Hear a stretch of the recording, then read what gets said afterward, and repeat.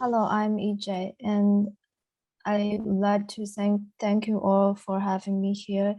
It's such a pleasure to have the opportunity to be part of it and share my works with you. And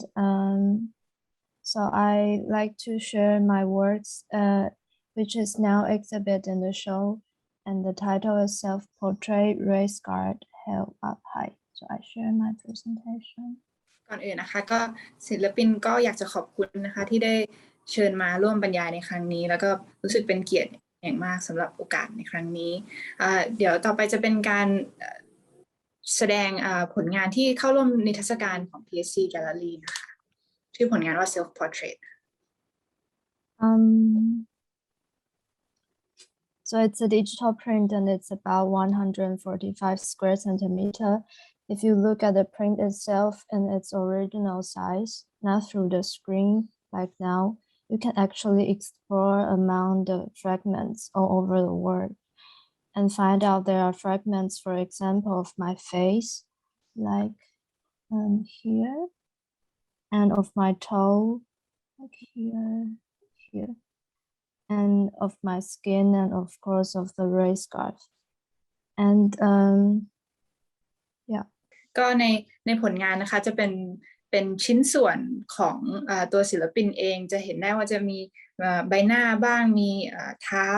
แล้วก็มีผิวหนังแล้วก็อาจจะมีบางส่วนที่เป็นผมด้วยค่ะที่ปรากฏอยู่ในภาพ This is one of the works from the serial works with skin and hair, and the series discuss bodies using my own body as the media. I use the technology to deconstruct, reorganize my body and make new images and aspects out of it. ผลงานชิ้นนี้เป็นส่วนหนึ่งของ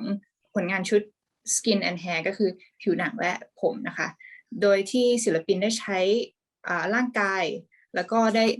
ได้รื้อสร้างโครงสร้างของร่างกายตนเองแล้วประกอบขึ้นใหม่ให้เป็นภาพใหม่ค่ะ The fragmentation and exploration of my self-portrait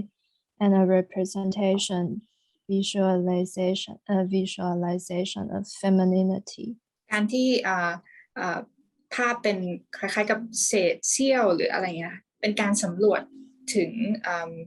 ภาพของความเป็นหญิงของตัวศิลปินเองค่ะ And for this work, I scanned myself in this posture using the technique photogrammetry to build a 3D model of me. The concept of the 3D model contains two main elements, which is object and the material. For the material, there are some variables such as color, brightness, and texture. So I have a slide here. And I took the texture of the model, which is me in this posture with a red scarf as an image. And so this is deconstruct a reorganized image of my surface, my body, my appearance. ก็ตัวผลงานเกิดจากการที่ศิลปินได้สแกนตัวเองนะคะเป็นภาพ3มิติเสร็จแล้วก็ใช้ texture ที่อยู่บนภาพ3มิติมาแบร์ออกมาให้เป็นfragment เป็นเศษเป็นส่วนต่างๆจากภาพที่เป็นสแกน 3D นะคะแล้วก็มันจะประกอบไปด้วยสี texture แล้วก็ตัวโมเดลค่ะ I took the text because this is a method to transfer my appearance, my surface from 3D dimension to two-dimensional surface. Thereby, the work also discussed the linearity of painting. การที่ศิลปินได้ถ่ายทอดความเป็น3มิติไปสู่ความเป็น2มิติเป็นการพูดถึงหรือการตั้งคำถามถึงในแง่ของความเป็นจิตรกรรมค่ะ The reason why the work deals with the body and its appearance is because it influences a lot on how others treat one person. Not only as a female living in a patriarchal society, the body is always a big issue. But also I'm more aware of the difference of my and others' bodies since I moved to Germany. The appearance cause sometimes sexual or racial harassment, such as topics like Asian fever and racism during the pandemic. เหตุผลที่เขานำเรื่องของร่างกายมาทำในผลงานนะคะเป็นเพราะว่าความรู้สึกที่เขาได้ประสบ จากการที่เขาใช้ชีวิตอยู่ในเยอรมันนะคะเป็นการตั้งคำถามถึงร่างกายของตัวเองแล้วก็ความเป็นผู้หญิงด้วยโดยที่เขามักจะถูกคอในเรื่องของรูปร่างภายนอกหรือว่าความเป็นเพศหญิงหรือว่าความเป็นเชื้อชาติโดยเฉพาะ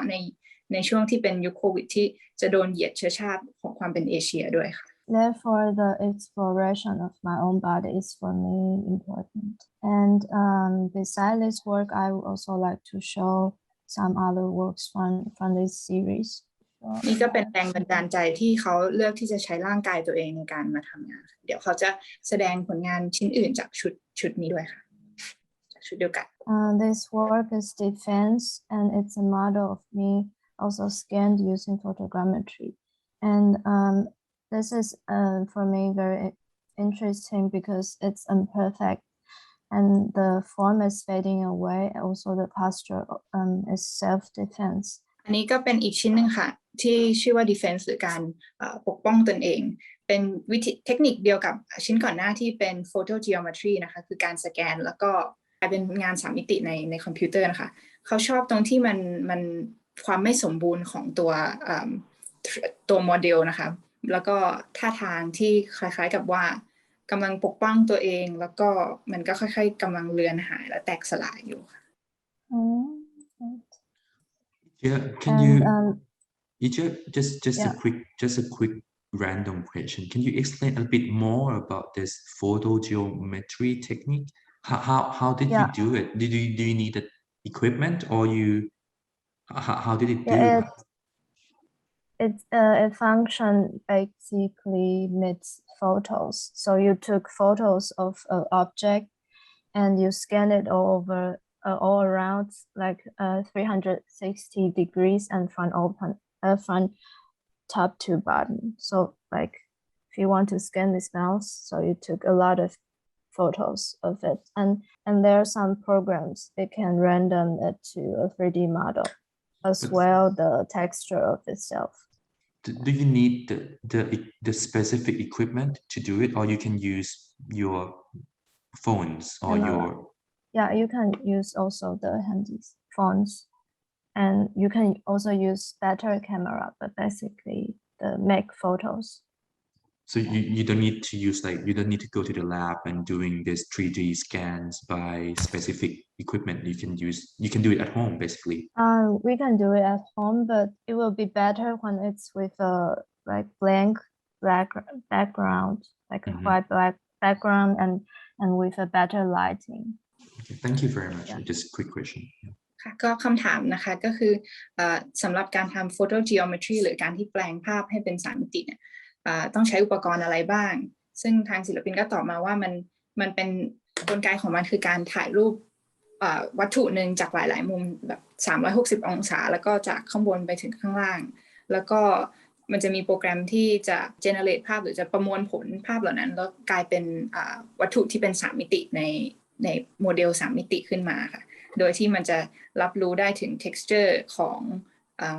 วัตถุที่เราถ่ายมาด้วยโดยที่เราไม่ต้องจำเป็นต้องมีอุปกรณ์ที่เป็นไฮเทคหรือสามารถใช้กล้องสมาร์ทโฟนได้เลยค่ะแต่ว่าจะดีที่สุดถ้าพื้นหลังเป็นพื้นขาวๆเรียบๆแล้วก็มีการจัดแสงที่ดีค่ะ So you are seeing the video now. This video is a cooperation with an online exhibition project called Metalon, and I make a connection of defense, the model, and the landscape of where Metalon takes place. อันนี้ก็จะเป็นนิทรรศการที่เป็นวิดีโอนะคะเป็นตัวผลงานเป็นวิดีโอซึ่งเป็นการทำนิทรรศการออนไลน์นิทรรศการชื่อว่า Metalon นะคะเป็นแลนด์สเคปนะคะที่เขาเก็บมา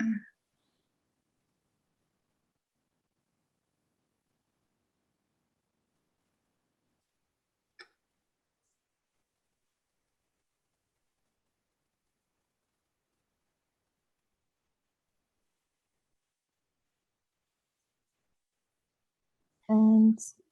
another video, can you see it? The video work is an examination of the self-portrait descending a staircase. So this is an examination of the model of me descending a staircase, and I was scrolling from head to toe of the model. There's only the appearance my skin and hair shows in the video. อันนี้ก็เป็นอีกวิดีโอหนึ่งนะคะชื่อผลงานว่าสำรวจ examination การสำรวจตัวเองซึ่งเป็นผลงานของเป็น portrait ของตัวเองของตัวศิลปินนะคะซึ่งเป็นท่าทางขณะที่กำลังก้าวลงบันไดค่ะเขาก็สำรวจความเป็นตัวเองในขณะที่เคลื่อนไหวอยู่แต่ว่าสิ่งที่มันหลงเหลืออยู่ก็คือมีแค่ผิวหนังและผมซึ่งเป็นชื่อเดียวกับซีรีส์ผลงานของเขา We can see from parts of the model there are small movements compressed and like here like also the hands so there are some like here so and in the progress of scanning myself it took time so the small amount of time is compressed in this model and this kind of like Duchamp tried to express time and movements in the painting nude descending a staircase so I took this posture from the painting also ก็จะเห็นได้ว่าในตัวไอโมเดล3มิติเนี่ยค่ะมันจะมีความเคลื่อนไหวถูกแฝงไว้อยู่ในตัวโมเดลเพราะว่าขณะที่เขาสแกนมันใช้เวลาประมาณหนึ่งซึ่งในขณะนั้นมันก็จะมีการเกิดการเคลื่อนไหวเล็กน้อยซึ่งมันจะถูกซ้อนอยู่กับตัวร่างกายของเขาอะค่ะเขาหยิบเอาคิดว่าเมื่อกี้ดูชอมใช่ไหมคะอาจารย์ใช่ครับผลงาน painting ของดูชอมในเรื่องของเวลาแล้วเขาเอามาผูกกับตัวผลงานของเขาด้วยเอามาตีความใหม่ในแง่ของงานทีดีค่ะ And there are also some photographies in the series. I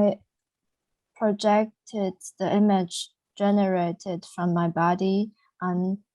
others' bodies. In this way, I created some kind of influence and invasion to others' body by putting all the tags, prejudice, and stereotypes on them. อันนี้ก็เป็นผลงานอีกชิ้นที่เป็นภาพถ่ายนะคะโดยที่เขาได้เอาโปรเจคเตอร์ฉายภาพที่เป็นเหมือนตอนแรกนะคะที่เป็นร่างกายของเขาที่ถูกแยกส่วนออกมาแล้วก็ฉายลงไปบนร่างกายของคนอื่นซึ่งเหมือนเป็นการคุกคามร่างของคนอื่นด้วยแล้วก็เป็นการเอาบุคลิกหรือสเตอริโอไทป์ที่ของตนเองเนี่ยไปฉายบนบุคคลอื่น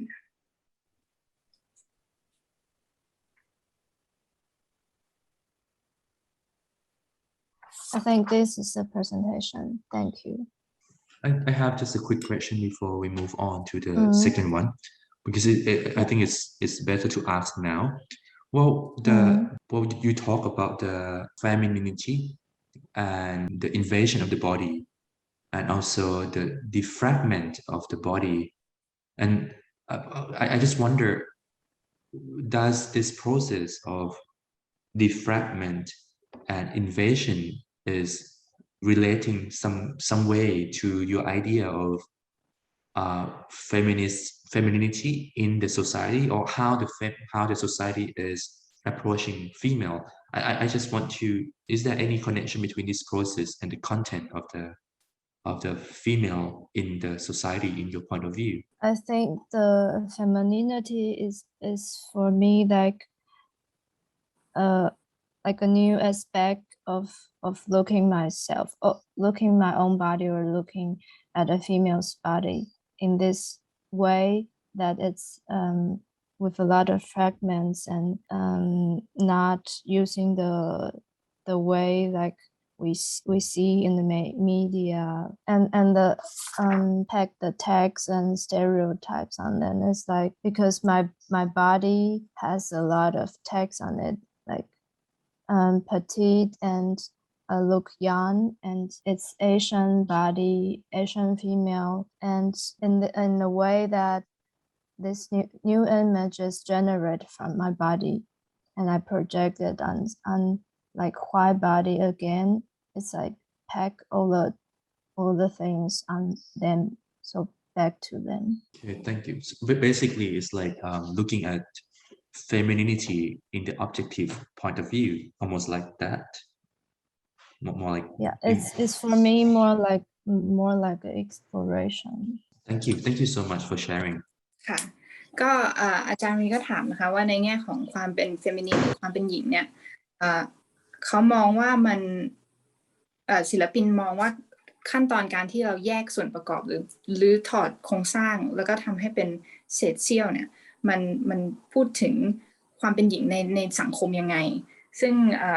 ทางศิลปินก็ตอบว่าในความเป็นเฟมินินหรือความเป็นผู้หญิงเนี่ยเขามองว่ามันเป็นแง่มุมหนึ่งในการมองตนเองแล้วก็ผู้หญิงโดยรวมโดยที่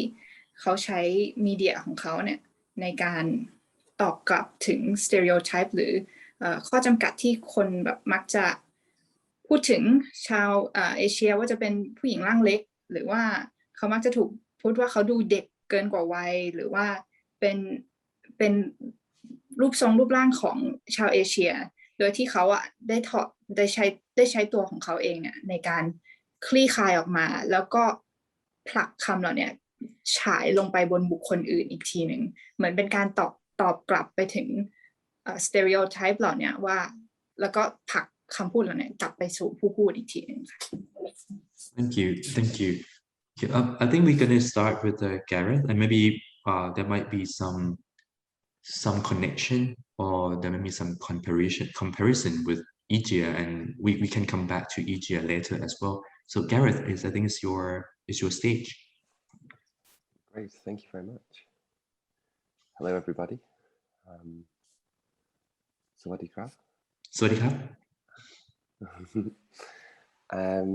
Okay. So, yes, hello. Thank you for having me. If you need me to slow down for the translation, please just shout at me and tell me to stop. So yes, my name is Gareth Barnett, and my work applies design fictions to speculate on unstable landscapes and the way that materials embody histories. ก่อนอื่นก็ขอบคุณทุกคนนะคะที่มาร่วมฟังแล้วก็ขอบคุณทางคณะที่ได้จัดขึ้นด้วยผลงานของคุณแกเรตนะคะก็จะเป็นการพูดถึงการออกแบบแล้วก็การใช้โครงสร้างของแลนด์สเคปหรือว่าทิวทัศน์ที่ไม่คงที่แล้วก็พูดถึงวัสดุในการก่อสร้างด้วยค่ะ So the spaceship ziggurat and the ripped concrete is the title of my PhD, and I'm going to share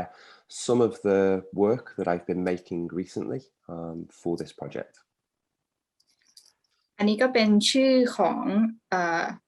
thesis ของเขานะคะที่เขากำลังทำอยู่เดี๋ยวเขาจะแสดงภาพผลงานต่อจากนี้ค่ะ So we need to start with a building. And that building is the Birmingham Central Library, which was completed in 1974 and designed by the architect John Madden, who you can see on the screen here with an architectural model of the building. ในภาพนะคะก็จะเป็นอาคารเบอร์มิงแฮมนะคะที่ถูกสร้างขึ้นในปี 1947 โดยจอห์นแมดดัมนะคะคนที่อยู่ในภาพรู้สึกว่าจะเป็นจัตุรัสกลางเมือง What I should just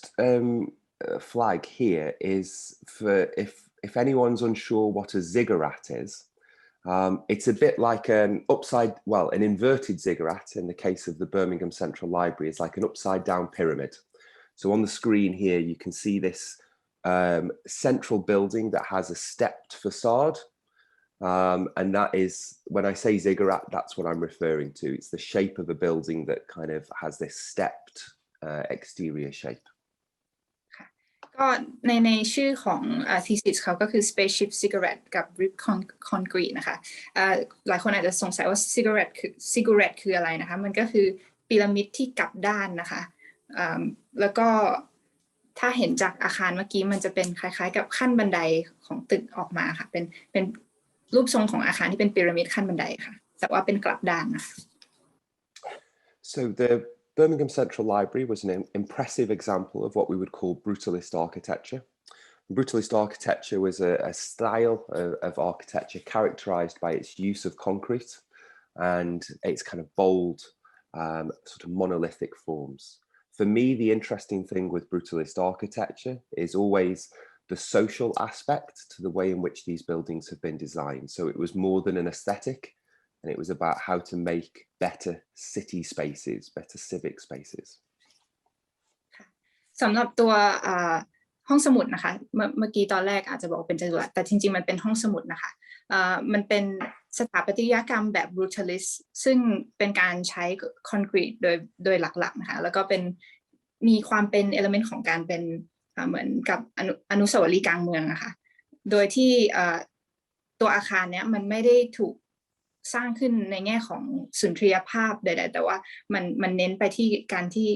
ทำงานกับสังคมยังไงแล้วก็มีส่วนร่วมกับหรือเป็นฟังก์ชันยังไงให้กับ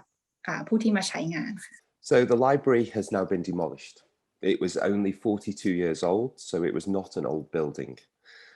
and it was not in a state of disrepair. So it raises an interesting question for me, and is brutalist architecture dead as a style, as an idea? หลังจากนั้นตัวห้องสมุดก็ถูกทุบทิ้งลงนะคะหลังจากผ่านไปแค่42ปีเนื่องจากว่ามันเกิดสภาพมันเกินที่จะซ่อมแซมได้ก็เลยถูกทุบทิ้งเลยเกิดคำถามว่าสถาปัตยกรรมแบบ brutalist นี่มันตายไปหรือยังหรือว่ามันจบสิ้นแล้วหรือเปล่ากับ movement นี้ค่ะ So this is what has been built in its place. It is a commercial development, so it's no longer a library. There is a library, but it's no longer here, and it is a series of offices and shops. อันนี้ก็เป็นอาคารที่ถูกแทนที่พื้นที่ตรงนั้นนะคะมันก็เป็นอาคารสำนักงานแล้วก็แต่ตัวห้องสมุดก็ยังมีอยู่แต่ถูกย้ายไปที่อื่นนะคะตอนนี้ก็จะเป็นแบบออฟฟิศหรือว่าจะเป็นพวกร้านค้าร้านอะไรอย่างเงี้ยค่ะมาแทนที่ But the library lives on, and what's interesting to me is the new spaces that this library has begun to occupy. So here we can see a version of the library built in Minecraft. ตัวห้องสมุดก็ยังมีชีวิตต่อไปนะคะถึงแม้ว่ามันจะเปลี่ยนรูปแบบของพื้นที่ที่มันดำรงอยู่อย่างในนี้นะคะมันก็อยู่ในพื้นที่ใหม่ก็คือใน Minecraft นะคะถูกสร้างขึ้นในนั้นใหม่ The library was also used by the BBC in a TV mini series drama called The Game, which was set in the 1950s and 60s, and it was about the Cold War, Russia, the UK, spies, that kind of thing. แล้วก็มีอีกที่หนึ่งค่ะที่ห้องสมุดนี้ได้ไปปรากฏอีกครั้งก็คือในซีรีส์ของ BBC ที่เป็นชื่อว่า The Games นะคะมันเซตขึ้นในปี1950 1960นะคะแล้วก็จะเป็นพวกสายลับหรือว่าความเป็นรัสเซียแล้วก็ความเป็นสหราชอาณาจักรแล้วก็ช่วงยุคสงครามเย็น What the thing that interests me here is that the building has been CGI'd into London. So digitally, this building has moved from Birmingham to London, so you can see St. Paul's in the background. ความเป็น CGI ก็ได้ย้ายตัวห้องสมุดเบอร์มิงแฮมมาสู่ลอนดอนนะคะทั้งที่ออริจินอลมันอยู่ที่อีกเมืองหนึ่งเลย So cyberspace provides a territory in which to encounter and document ghosts like the Birmingham Central Library. The internet, for me, in this instant, provides what I would call a ready-made aesthetic that visually articulates the distortion of time and history that is already taking place in our physical world. It describes a world where ruins have become utopias and where archaeology and futurism merge. สำหรับโลกของไซเบอร์หรือพื้นที่ในโลกเสมือนเนี่ยมันเป็นพื้นที่ที่รวมเขาใช้คำว่า ghost หรือผีหรือว่าวิญญาณของสิ่งที่ถูกทำลายทิ้งไปแล้วหรือไม่ได้อยู่ในโลกของความเป็นจริงแล้วอย่างเช่นตัวห้องสมุดนะคะแล้วก็โลกอินเทอร์เน็ตเป็นเหมือนกับสุนทรียศาสตร์ที่ ready made ที่ปรุงสำเร็จแล้วนะคะซึ่งมันผนวกไปด้วยเวลาแล้วก็ประวัติศาสตร์อยู่ในที่เดียวกันแล้วเป็นคล้ายๆกับยูโทเปียที่ รวมสิ่งปรักหักพังหรือสิ่งของในอดีตไว้ด้วยกันเนี่ย So if the library now exists as a copy or a digital replica, both in Google Street View, in Minecraft, or in the BBC archives, but perhaps it was already a copy. ถึงแม้ว่าในโลกดิจิตอลห้องสมุดเบอร์มิงแฮมเป็นคล้ายๆกับผลงานก๊อปปี้ที่หรือผลงานที่ถูกลอกเลียนแบบและถูกปรากฏอยู่ใน Google Map หรือว่าในซีรีส์หรือว่าใน Minecraft แต่ว่าค่ะณตอนนี้มันก็อาจจะปรากฏอยู่ในพื้นที่นั้นจริงๆ So before he built the Birmingham Central Library, John Madden traveled to America, where he visited the Boston City Hall. And here we can see an example of the same inverted ziggurat structure, which I'm sure he took inspiration from in his own designs. อันนี้ก็เป็น Boston City Hall นะคะก็คนที่ออกแบบตัวห้องสมุดเบอร์มิงแฮมก็อาจจะก๊อปมาอีกทีหนึ่งถึงแม้ว่าโลกเสมือนอาจจะก๊อปตัวห้องสมุดเบอร์มิงแฮมแต่ตัวเบอร์มิงแฮมจริงๆก็อาจจะถูกก๊อปมาจากอีกที่หนึ่งอย่างที่ปรากฏเห็นก็จะเป็นอาคารซิกาเรตแบบเดียวกัน But there are other examples of inverted ziggurats, and here are just two that a little bit of searching on the internet will take you to. These are two examples from the USSR, former USSR. อันนี้ก็เป็นถ้าค้นหาเรื่อยๆนะคะก็จะพบว่ารูปแบบอาคารแบบนี้ก็ยังมีอีกหลายๆที่อันนี้ก็จะเป็นมาจากโซเวียตนะคะยุคโซเวียตก่อนนะคะอาคารที่ยังหลงเหลืออยู่ Which I think maybe makes us think, is it possible to own a shape or a form? Who has like who can claim that space? ซึ่งมันเกิดคำถามที่ว่ามีใครที่สามารถพูดว่าเป็นกรรมสิทธิ์ของเขาอย่างโดยแท้จริงได้หรือไม่กับรูปทรงอาคารแบบนี้ So so in this image you'll see the new library, which is the building with the intricate kind of lattice work decoration and the yellow dome or the golden dome at the top. อันนี้ก็เป็นภาพของห้องสมุดอันใหม่นะคะที่มีลวดลายประดับอยู่แล้วก็มีโดมสีทองอยู่ด้านบน And for a brief moment in time, both libraries shared a space in the city. So to the right of the image, you'll see the old Birmingham Library with the concrete inverted ziggurat that I showed you before. ก็มีช่วงเวลาหนึ่งนะคะที่อาคารทั้งสองอาคารได้อยู่ร่วมกันอย่างที่เห็นได้ตรงมุมขวานะคะว่าเป็นอาคารซิกโกแลตแบบคว่ำอยู่ทางฝั่งขวาอันนี้น่าจะก่อนที่จะถูกทุบทำลายลงค่ะ So the new library in Birmingham was designed by a group of architects called Meccanu Architects, a Dutch firm, and they have recently, or not so recently now, they won a competition to build the Tainan Public Library in Taiwan. And this is the building that they pitched, which has now been built. And you'll see that it shares again the same inverted ziggurat, which makes me ask the question, they were in Birmingham when the old library was there. Is this building their attempt at continuing the legacy of this inverted ziggurat structure? อันนี้ก็เป็นผลงานออกแบบของกลุ่มสถาปัตย์นะคะที่ออกแบบชื่อว่า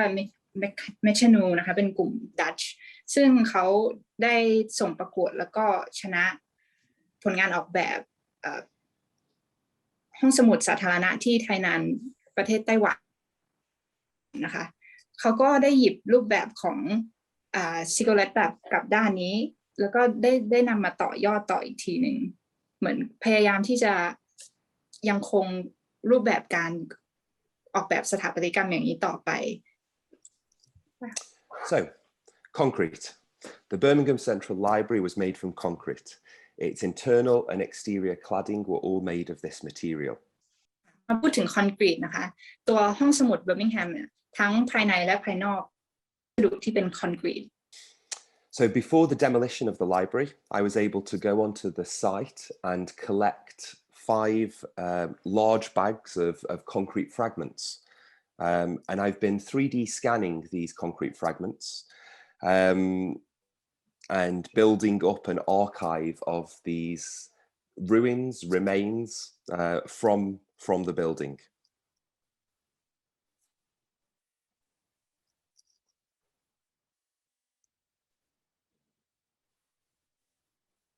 ก่อนที่จะมีการทุบทำลายคอนกรีตชิ้นส่วนคอนกรีตเก็บมาด้วยแล้วก็ได้ทำผลงานได้สแกน 3D ชิ้นส่วนทั้ง5ชิ้นนะคะแล้วก็ได้สร้างเป็นคลังข้อมูลเกี่ยวกับเศษปรักหักพังของตัวอาคารค่ะนิดนึงครับพอดีเจมี่หลุดไปแป๊บหนึ่งคือ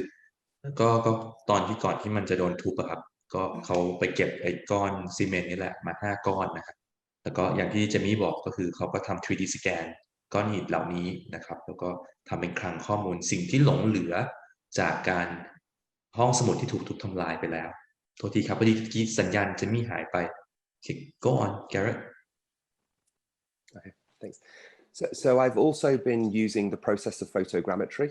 And one of the things I was really interested in with this process is the separation of the object file and the JPEG. So the way that the process works in the model that is built as a kind of wire mesh, and then the JPEG image which would wrap around that in order to give the simulation of the real. And I was interested in the separation of those two things and what starts to happen when the JPEG and the object file disconnect. ก็คือคุณแกเรตเองก็ใช้ process เรื่องของการถ่ายภาพเหมือนที่คุณอีเชียทำนะครับคือการถ่ายภาพเป็น JPEG แล้วก็เอามารวมกันให้กลายเป็นรูปทรง3มิติครับแต่ว่าสิ่งที่เขาสนใจก็คือความเชื่อมโยงความแตกต่างกันระหว่างไฟล์2มิติกับไฟล์3มิติเนี่ยเวลาที่มันเอามารวมกันแล้วมันโดนดึงออกจากกันเนี่ยมันเกิดอะไรขึ้นทำนองนี้นะครับ So the concrete fragments from the Birmingham Central Library have been scanned and they are now available through this website, concrete.rip. It is an open access archive that anybody can go and download the 3D scans of the fragments from. ซึ่งตอนนี้ตัวไฟล์การสแกน3มิติของก้อนคอนกรีตเนี่ยนะครับก็เขาได้เอาไปใส่ไว้ในเว็บไซต์นี้นะฮะ concrete.rip นะฮะซึ่งสามารถจะเข้าไปได้ทุกคนสามารถเข้าไปดูได้ And the website was launched at the Reform Design Biennale in Denmark, where it was shown as a sort of demonstration of the website alongside some sample 3D printed concrete fragments without the images attached to them. Okay, so ตัวเว็บไซต์เนี่ยนะฮะมันก็ถูกนำไปจัดแสดงในถูกนำเสนอครั้งแรกใน Reform Design Biennale นะฮะwhere was it again Gareth? This was in Denmark. In Denmark. Just outside Copenhagen. เป็น Biennale เทศกาลศิลปะ Biennale ออกแบบนะฮะที่ตรงที่เดนมาร์กนะฮะอยู่นอกเมืองโคเปนเฮเกนนิดเดียวก็มีทั้งตัวเว็บไซต์แล้วก็ตัวคอนกรีตจัดแสดงด้วยกัน I think that the reason why the signal is lost because we are having a storm right now. So it's super hot, super heavy raining right now. So I think that's why we are kind of like disconnecting a bit. But yeah. Yeah, no problem. I was on a phone call with a student in India yesterday, and they were having exactly the same problem. Yeah, so I completely understand. Yeah, it rains every day here, a lot. Okay. Yeah, I remember the tropical storms in Thailand. I used to love them. So it's like a real favorite part of the day. Okay. These concrete fragments have been used in a series of workshops and kind of teaching exercises with students both at the Royal College and also at Birmingham City University, where we have explored the fragment and how we might use a fragment as a starting point from which to reimagine the future. ค่ะก็เขาได้ใช้คอนกรีตนะคะในเวิร์กช็อปหลายที่เลยค่ะ โดยที่เขาได้ทำงานร่วมกับนักศึกษาเขาทั้งที่ Royal College แล้วก็ที่ Birmingham โดยที่ศึกษาชิ้นส่วนคอนกรีตเหล่านี้แล้วก็จะได้พูดถึงว่าเราสามารถคาดคำนวณหรือคาดคะเนอนาคตอย่างไรจากตัวชิ้นส่วนพวกนี้ค่ะ So this is an image of the work that was produced through these workshops, presented at an exhibition at I-Chieh Projects as part of a publishing fair. And it was a kind of, an installation of kind of speculations on the future of these concrete fragments. อันนี้ก็เป็นภาพจากนิทรรศการนะคะหรือผลลัพธ์ของตัวเวิร์กช็อปว่าที่แสดงที่อีสไซด์นะคะถึงอนาคตของเหล่าชิ้นส่วนคอนกรีตนี้ค่ะ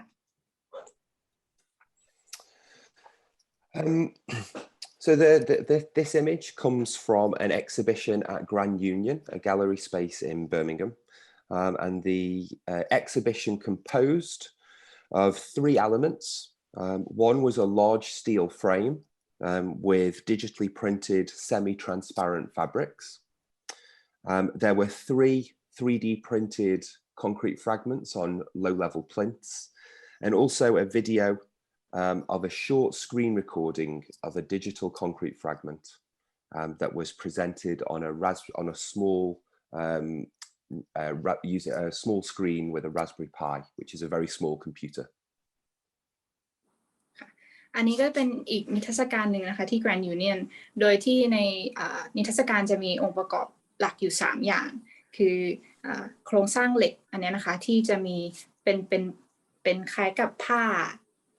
กึ่งโปร่งนะคะแล้วก็เป็นobject ที่เป็น 3D ตัวชิ้นส่วนคอนกรีตที่เป็น 3D นะคะที่พิมพ์ออกมาแล้วก็จะมีวิดีโอที่เป็น 3D ของตัวคอนกรีตอีกทีนึงบนหน้าจอขนาดเล็กที่ใช้ Raspberry ค่ะ So the title of the exhibition on the subject of precarity, the term precarity is the state of perpetual instability. It seems to be especially pertinent within the current moment,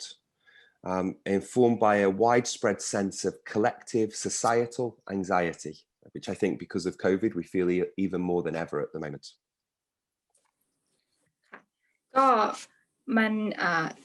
ตัวนิทรรศการนะคะเป็นเรื่องของ precarity ซึ่งแปลว่าช่วงขณะของความไม่มั่นคงหรือไม่เสถียรนะคะซึ่งก็กล่าวไปถึงความเป็นปัจจุบันด้วยที่สภาพจิตใจของเราด้วยในยุคโควิดที่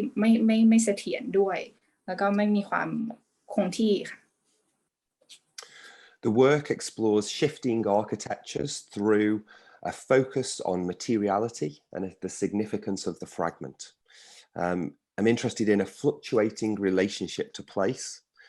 and the exhibition was an attempt to use the tangible to make visible political and environmental concerns. มันก็พูดถึงการเปลี่ยนผ่านของสถาปัตยกรรมแล้วก็ความเป็นวัสดุรวมถึงการพูดถึงความสร้างการที่ความจากความที่ไม่คงที่หรือสิ่งที่มันไม่สามารถจับต้องได้ให้กลายเป็นสิ่งที่จับต้องได้อย่างเช่นเรื่องของการเมืองหรือว่าสิ่งแวดล้อมแล้วก็สภาพแวดล้อม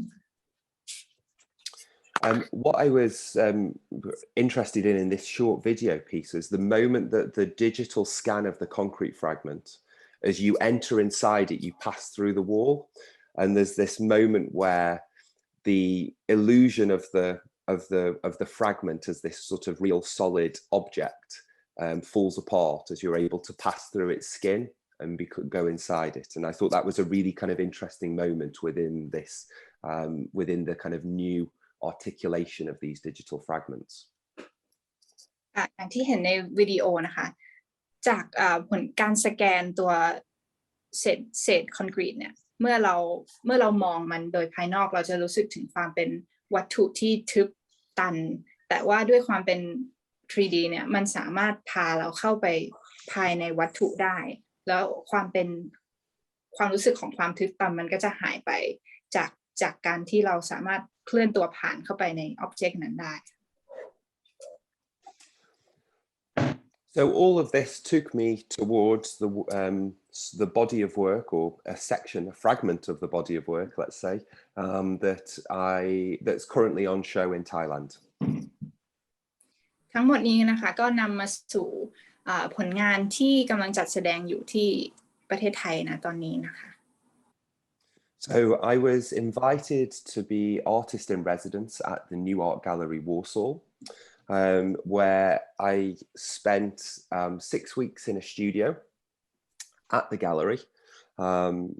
where I was kind of invited to explore the potential of the object file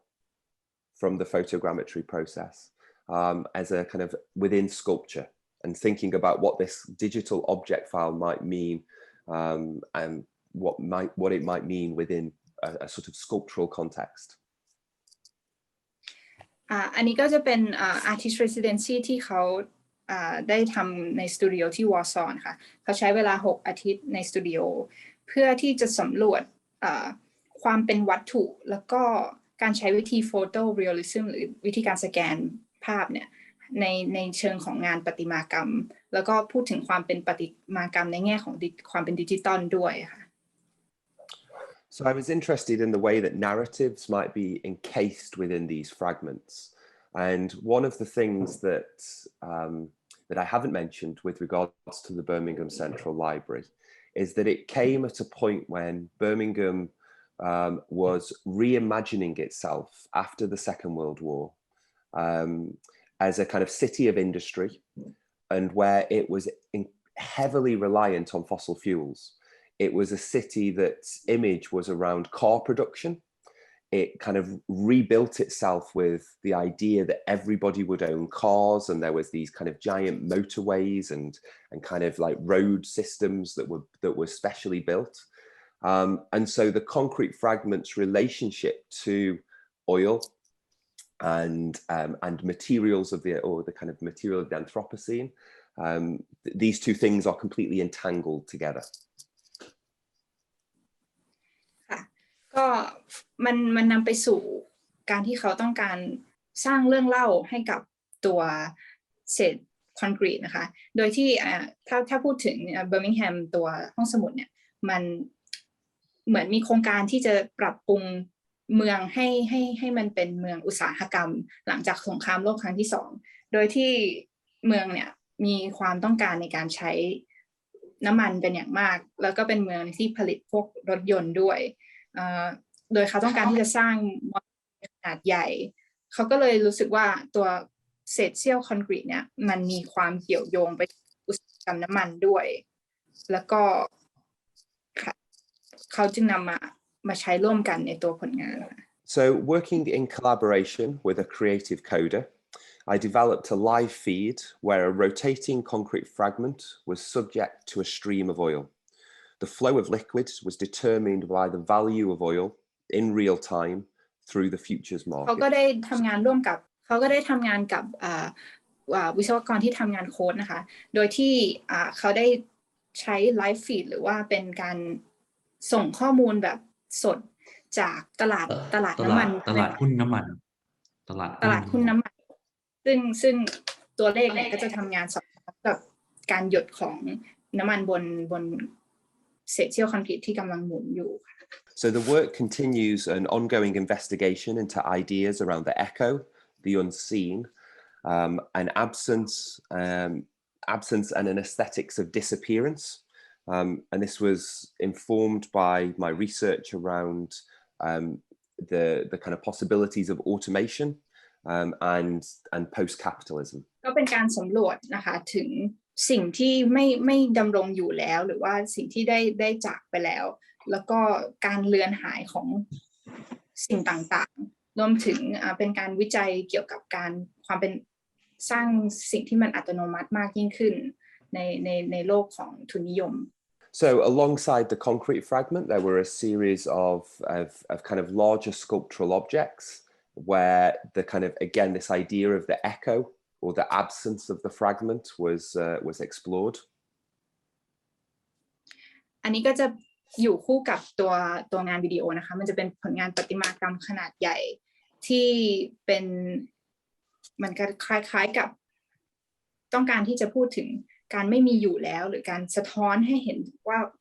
สิ่งนั้นไม่ดำรงอยู่อีกต่อไปแล้ว And a series of smaller 3D printed concrete fragments that tried to manipulate and distort the original form using Blender, an open source piece of software, to manipulate the concrete fragments as if the oil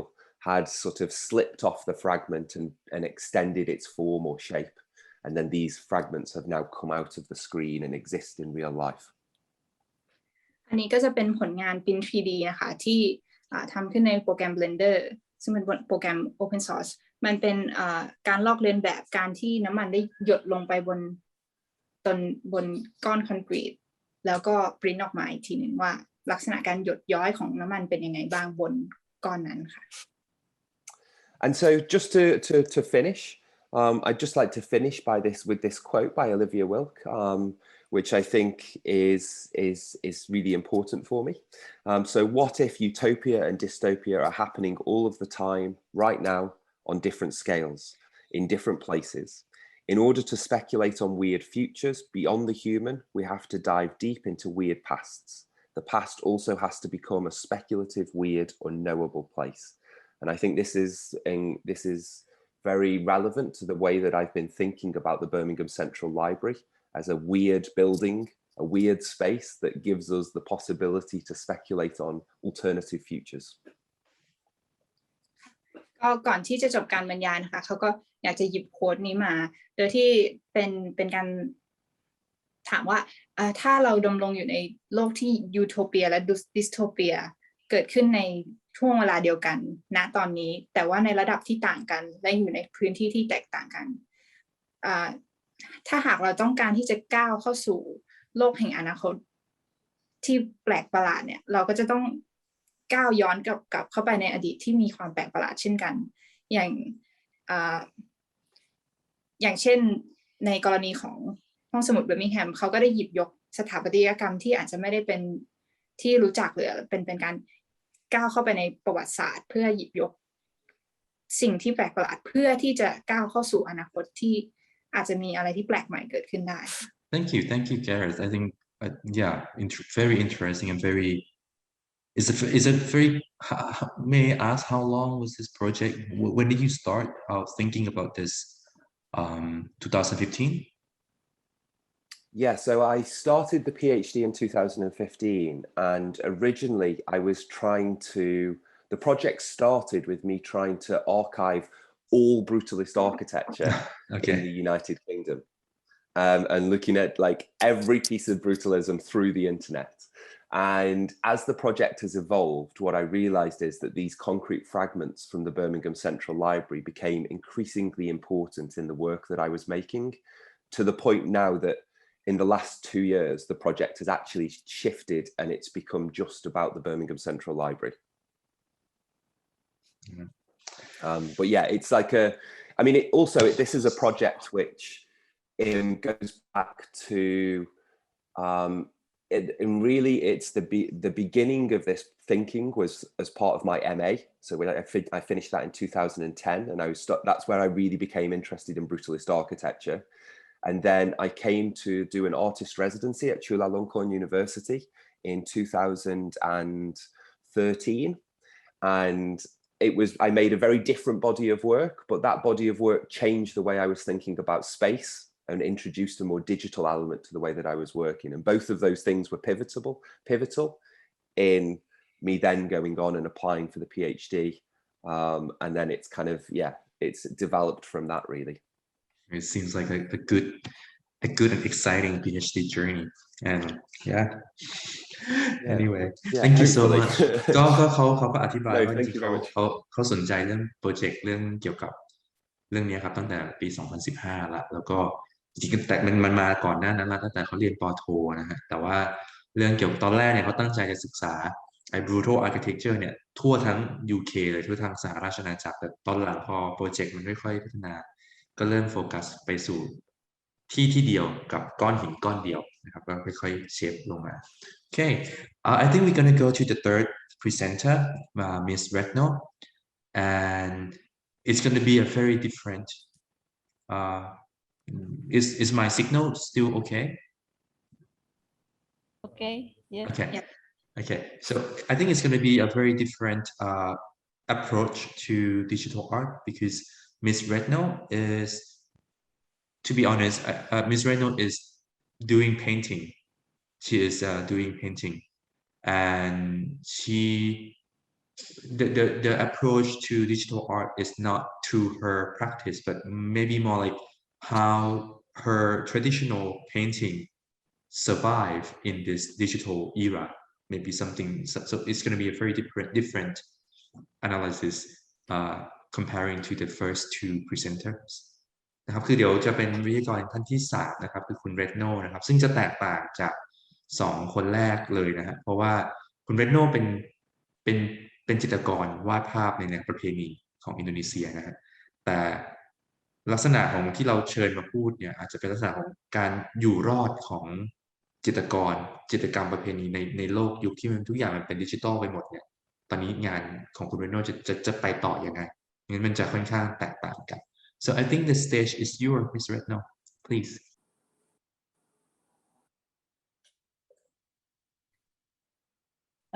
Good afternoon everybody, thank you for having me here as an invite artist in this international talk. Firstly, my name is Retno Yuningsih. I am a lecturer in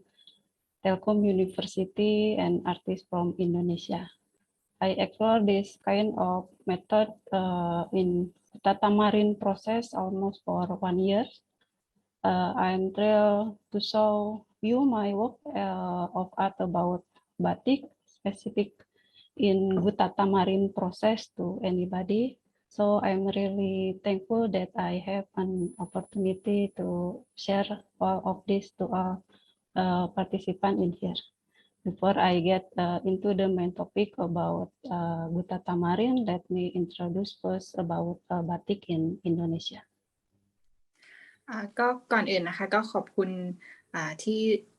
ทุกคนนะคะที่เข้ามาร่วมฟังแล้วก็โอกาสในการได้มาร่วมบรรยายครั้งนี้นะคะคุณเรโนนะคะเป็นอาจารย์สอนอยู่ที่ Telkom University นะคะที่ประเทศอินโดนีเซียเดี๋ยวเขาจะแสดงผลงานของเขานะคะที่จะเป็นเทคนิคของบาติกค่ะ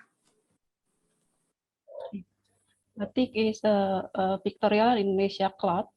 that is made specially by applying wax to the cloth, then processing it certainly way that has its own characteristic. As a wall technique, technology as well as the development of motif and related culture has been designed by UNESCO as a humanitarian heritage and intangible culture since October 2009. Batik is considered an important cultural icon in Indonesia. National Batik Day is celebrated every year on 2 October. ก็เทคนิคของบาติกนะคะเป็นการใช้ไขเทียนในการหยดลงไปบนผ้าแล้วก็ย้อมสำหรับเทคนิคบาติกเนี่ยได้รับการรองรับจากยูเนสโกเป็นวัฒนธรรมตกทอดที่สำคัญของอินโดนีเซียค่ะแล้วก็มีความสำคัญถึงขั้นมีวันสากลที่เป็นเกี่ยวกับบาติกเลยซึ่งตรงกับวันที่2 ตุลาคมนะคะ Okay, what is batik? Batik is a process of making ornament on the surface of a fabric by resist the dye using wax and chanting. The technique of art in dyeing fabric using a dye barrier. The coloring technique in batik is using wax as one of the form of traditional art. Chanting is a tool that is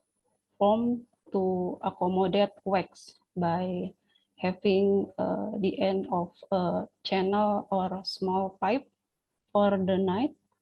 to come out in forming the initial image on the surface of the cloth. ก็บาติกคืออะไรนะคะบาติกคือกระบวนการในการใช้สร้างลวดลายบนผืนผ้านะคะโดยที่ใช้เป็นน้ำตาเทียนหรือขี้ผึ้งใช่ไหมคะเพื่อหยดลงไปกั้นเป็นรูปร่างรูปทรงบนผ้าใบแล้วก็แคนติ้งก็คือเครื่องมือที่เห็นในรูปนะคะที่เอาไว้ใส่น้ำตาเทียนแล้วก็จะหยดออกมาผ่านท่อเล็กๆค่ะหรือว่าหัวเล็กๆค่ะ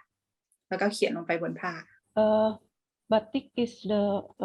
work of Indonesian people, which is a blend of art and technology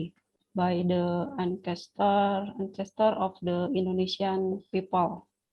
Indonesian batik can develop to an incomparable level, both in design or motif and process. Various types of batik that are full of meaning and philosophy will continue to be explored from various customs and culture that develop in Indonesia. The technique of making batik consists of 3 types, namely batik tulis, batik cap, and batik printing. ค่ะก็บาติกนะคะนะเป็นศัพท์ใช้กันโดยชาวอินโดนีเซียโดยในท้องถิ่นเลยนะคะโดยที่ผลงานออกแบบเนี่ยจะมีทั้งที่เป็นงานที่มีความหมายแฝงอยู่หรือว่าเป็นปรัชญาหรือว่าสอดแทรกเรื่องของวัฒนธรรมอินโดนีเซียด้วยโดยที่จะมีวิธีการทำแบบ3แบบนะคะ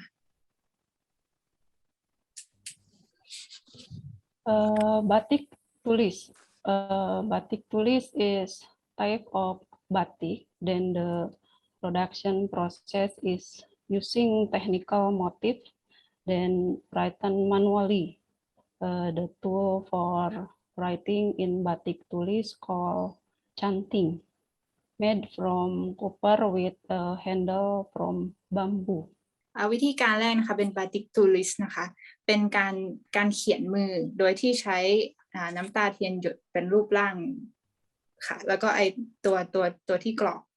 น้ำตาเทียนทำจากไม้ไผ่ค่ะ Initially, batik was made on white material that made from cotton called mori cloth. Nowadays, batik is also made on other material such as silk, polyester, rayon, and other synthetic material. Batik motifs are formed with liquid wax using a tool called canting for carrot motif or a brush for large motif,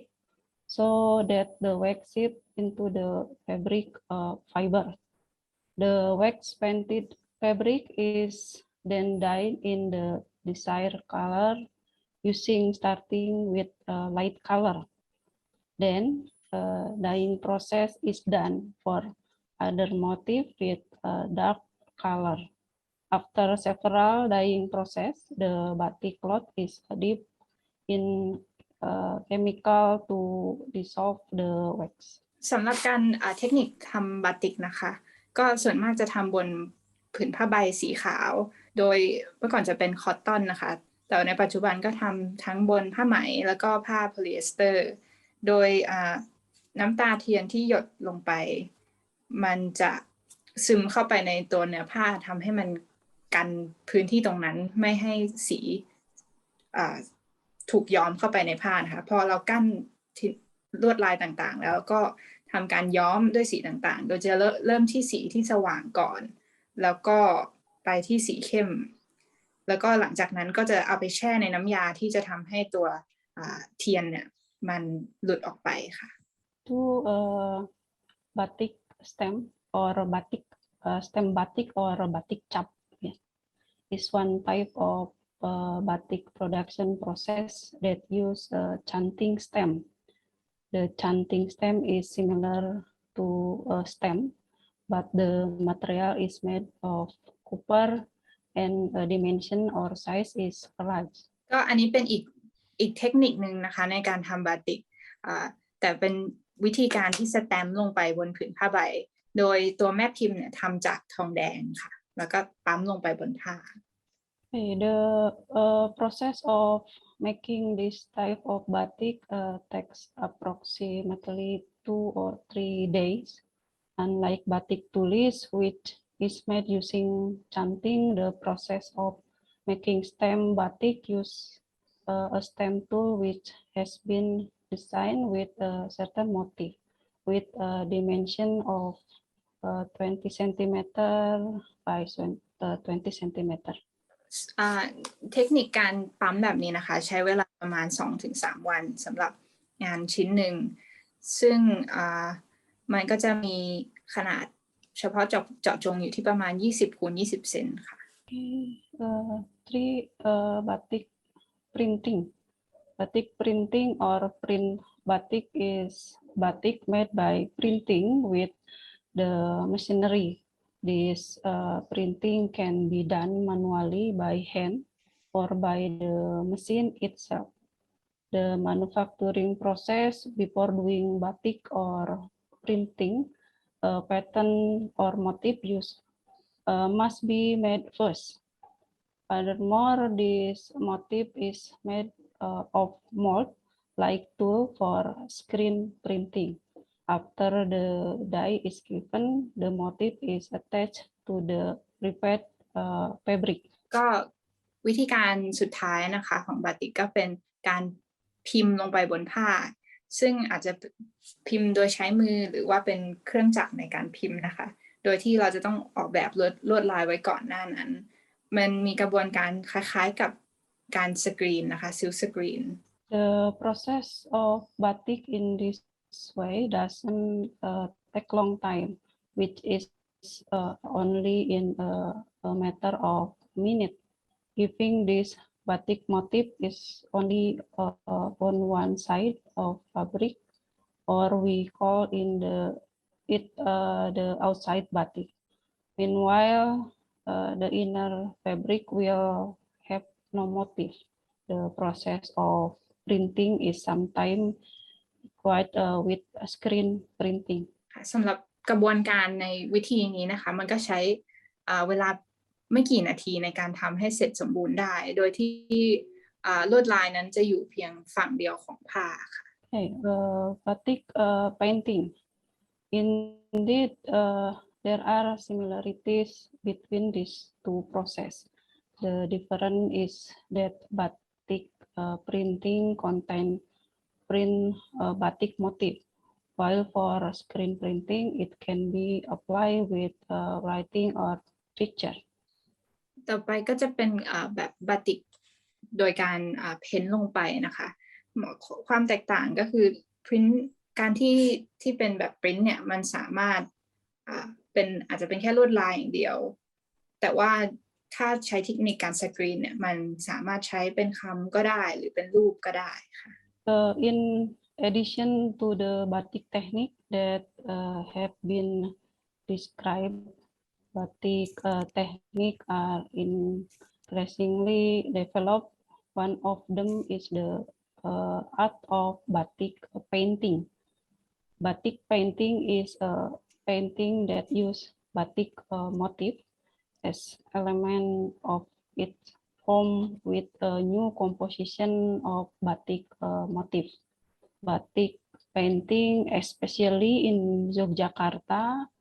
were actively exploring visual medium other than oil paint on canvas. Batik, which was originally applied to cloth, then transformed in a wider scope so that it become a work of art now as batik painting. สำหรับเทคนิคบาติกเพ้นบาติกนะคะมันก็จะออกห่างมาจากลายที่เป็นดั้งเดิมหรือลายแบบประเพณีโดยที่จะมีการใช้องค์ประกอบที่ใหม่เข้ามาโดยเฉพาะในจาการ์ตาที่เขาจะนิยมวิธีการแบบนี้โดยที่มันไม่แบบสามารถทำวาดได้แบบไหนก็ได้แล้วก็วิธีกระบวนการที่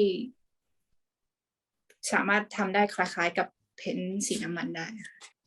Batik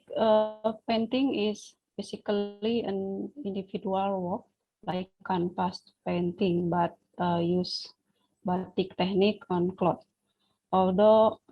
both use batik technique, batik painting is different from the batik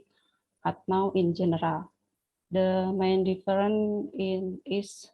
that batik as a product that functional or used for clothing, while batik painting is more expensive. สำหรับเทคนิคการบาติกแบบเพ้นเนี่ยมันคล้ายๆกับวิธีการเพ้นบนแคนวาสเลยซึ่งมันจะต่างกับบาติกแบบดั้งเดิมตรงที่ว่ามันบาติกแบบดั้งเดิมจะมีหน้าที่ที่ทำเป็นฟังชั่นอลคือสามารถใช้ในชีวิตประจำได้ในขณะที่บาติกเพนติ้งมันจะออกมาในรูปแบบของงานอาร์ตมากกว่าและเป็นการทดลองมากกว่า The development of technology is rapidly increased. It also gives impact to the technique and process in batik production, especially in batik painting. One of them is painting batik using gutatamarine. What is gutatamarine? Gutatamarine is a color barrier on the fabric to become an outline on batik media using acid or tamarin. Its function is to limit color, so they don't mix between color field and clarify a shape in image, object, or motif. ค่ะก็เทคนิคนี้นะคะที่เป็นกุตตาทามารินมันคือการใช้มะขามนะคะในการกั้นสีก็คือแทนการใช้ขี้ผึ้งหรือน้ำตาเทียนเนี่ยเขาก็จะใช้เป็นมะขามแทนในการกั้นลวดลายแล้วก็กั้นสี The exploration of gutatamarine as a technique in painting aims to create technical innovation. The research method will be carried out by developing a technique in painting through exploration of tamarin shape media as a color barrier and exploration of its constituent material into painting as the substrate for brush stroke. ก็การใช้เทคนิคนี้มันก็ทำให้เกิดการทดลองได้มากยิ่งขึ้นนะคะเป็นการศึกษาถึงวิธีการในการลงสีได้ในหลายๆรูปแบบมากยิ่งขึ้นแล้วก็การใช้ทีแปรงแบบต่างๆ Gutatamarine, Indonesia is a tropical country that has an abundance of flora. Various types of plants are widely cultivated and used for many needs. Tamarin or Tamarindus indica is one of the most famous trees and fruit in Indonesia. Now, these plants are starting to be processed to be taken by the artisan to be made into powder or powder tamarin seed or gutatamarine. Seeds that are processed into fine powder are then mixed with water and vegetable fat or butter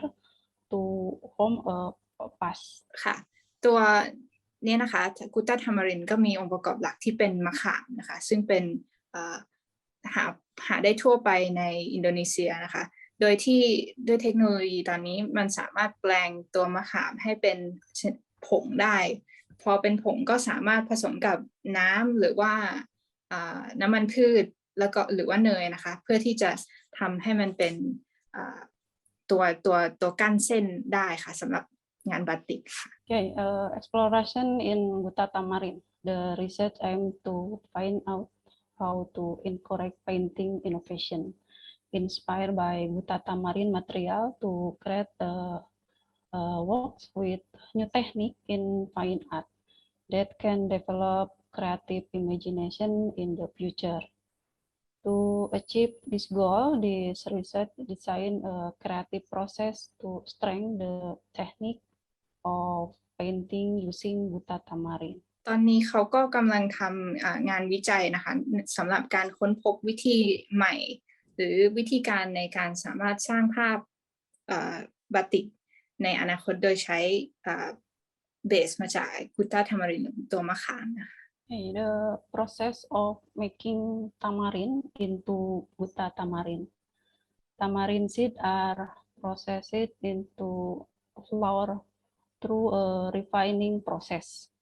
Then tamarind flour is mixed with water and vegetable fat or margarine, which will produce a paste from now as gutta tamarind as a substrate for the batik process using hot wax as a color barrier. อันนี้ก็เป็นกระบวนการนะคะที่เขาได้เปลี่ยนตัวมะขามให้เป็นกุตตาทามารินหรือก็คือตัวน้ำยาที่จะไม่เชิงว่าน้ำยาแต่ว่าเป็นแบบข้นๆน้ำข้นๆที่เอาไว้กั้นตัวเส้นขอบของบาติกนะคะโดยที่เขาได้เอารูปแบบของมะขามที่เป็นผงมาผสมกับน้ำมันพืชแล้วก็เนยค่ะ Okay, the processing setting with gutta tamarind, the cold batik method is also easy to correct error when blocking, as well as another advance. It takes a shorter time to work than using the conventional hot wax method. Another advance is the use of gutta tamarind as cold batik. Is more environmentally friendly than using hot wax because gutta tamarind is the main mixture of tamarind flour, which will dissolve in water without producing wax. If it goes through the wax decay process at the end of the batik stage. การทำงานกับตัวเทคนิคนี้นะคะด้วยตัวมะขามเนี่ยมันง่ายต่อการแก้ตัว blocking หรือตัวแบบที่เราร่างไว้มากกว่าตัวที่เป็นขี้ผึ้งนะคะแล้วก็มันในเรื่องของเวลาด้วยเช่นกันเพราะว่าตัวขี้ผึ้งมันจะแห้งไวมากทำให้พวกหัวมันตันใช่ไหมคะแล้วก็ตัววัสดุนี้ก็ดีต่อสิ่งแวดล้อมด้วยเพราะว่ามันทำจากวัสดุจากธรรมชาติแล้วก็เมื่อเราเอาไปละลายน้ำมันก็สามารถหายไปได้เลยค่ะก็เป็นวิธีการที่ทำให้งานบาติกมันง่ายขึ้นค่ะ The process of working on gutta tamarind as an outline or color barrier. The process of blocking color with gutta tamarind is known as a cold batik process. The process does not require heating as in conventional batik, so this process is much safer, especially for children. The technique of making batik with tamarind or gutta flour need to be developed with the aim that the process of making batik, which has been considered a difficult technique that can be done with simple basic technique without losing the essence of batik itself. วิธีการนี้นะคะก็เป็นการทำบาติกแบบเย็นก็คือไม่จำเป็นต้องอาศัยความร้อนแบบการใช้ขี้ผึ้งหรือแบบดั้งเดิมนะคะโดยที่วิธีการแบบนี้มันปลอดภัยกว่าแล้วก็เด็กก็สามารถทำได้เช่นกันจากศาสตร์ที่ถือว่าค่อนข้างยากมันก็ทำให้วิธีการเนี้ยทำให้มันง่ายขึ้นแล้วก็แต่ว่ามันก็ยังไม่สูญเสียความเป็นเทคนิคแบบบาติกแบบเดิมมันก็ยังออกมาในรูปแบบเดิมแต่ว่าเราพัฒนาตัวขี้ผึ้งให้มันใช้งานได้ง่ายขึ้นค่ะ The function of gutta tamarind is a color barrier so that the area between one field and another is blocked by the gutta tamarind line. For the coloring process that will not be penetrate or mix. The coloring process can be adjusted to the character of the fabric used. In this exploration of batik painting, polyester fiber fabric were used using natural dyes. The natural dye can be produced by utilizing the surrounding plant, such as turmeric, suji leaf, flower petal, and all. The process of production color from these plants use conventional method without a mixture of chemical. This natural dye also has more value in the unique of the character that appears, so that it can become a character. ฟังก์ชันของตัวน้ำยาที่เขาสร้างมาเนี่ยค่ะก็คือมีหน้าที่ในการบล็อกสีใช่ไหมคะโดยที่มันทำหน้าที่เหมือนกับขี้ผึ้งเลยโดยที่มันสามารถกั้นได้แล้วไม่ทำให้สีปนไปยังอีกสีหนึ่งหรือการแทรกข้ามสีกันไปค่ะโดยที่อันนี้เขาทดลองกับผ้าที่เป็นโพลีเอสเตอร์นะคะแล้วก็ใช้สีย้อมที่เป็นสีธรรมชาติเกิดจากการทำสีจากพวกต้นไม้ดอกไม้อะไรอย่างเงี้ยค่ะโดยที่มันไม่ได้ใช้สีที่เป็นสารเคมีเลยค่ะ Okay, overall, this artwork has a composition with a dynamic and balanced sequence, complementary unity, and the use of dark and light color in the painting that gives the impression of space. The coloring process to create gradation effect or associative and imaginative visual effect, such as the effect of crack. It's strongly influenced by the potential of the constituent material, namely glutatamarin, in addition to the quality of the dye used. เมื่ออย่างที่เห็นนะคะโดยรวมแล้วการใช้วิธีการนี้มันสามารถใช้สีได้อย่างหลากหลายมีความเข้มความอ่อนมีทำให้รู้สึกถึงการมีสเปซมีพื้นที่มีการไล่สีได้แล้วก็มีความเด่นชัดของคาแรคเตอร์ด้วยค่ะ Okay, Tangkuban Perahu Mountain, a story can be used a concept work. The exploration of the technique with glutatamarin into the art of batik painting was carried out by talking the visual theme of the Tangkuban Perahu folklore. On Tangkuban Perahu is one of the largest mountain in the Parahyangan Plain. This mountain is located in the north of Lembang City, Bandung Regency, West Java, Indonesia, which has legendary folklore. This place has become one of the iconic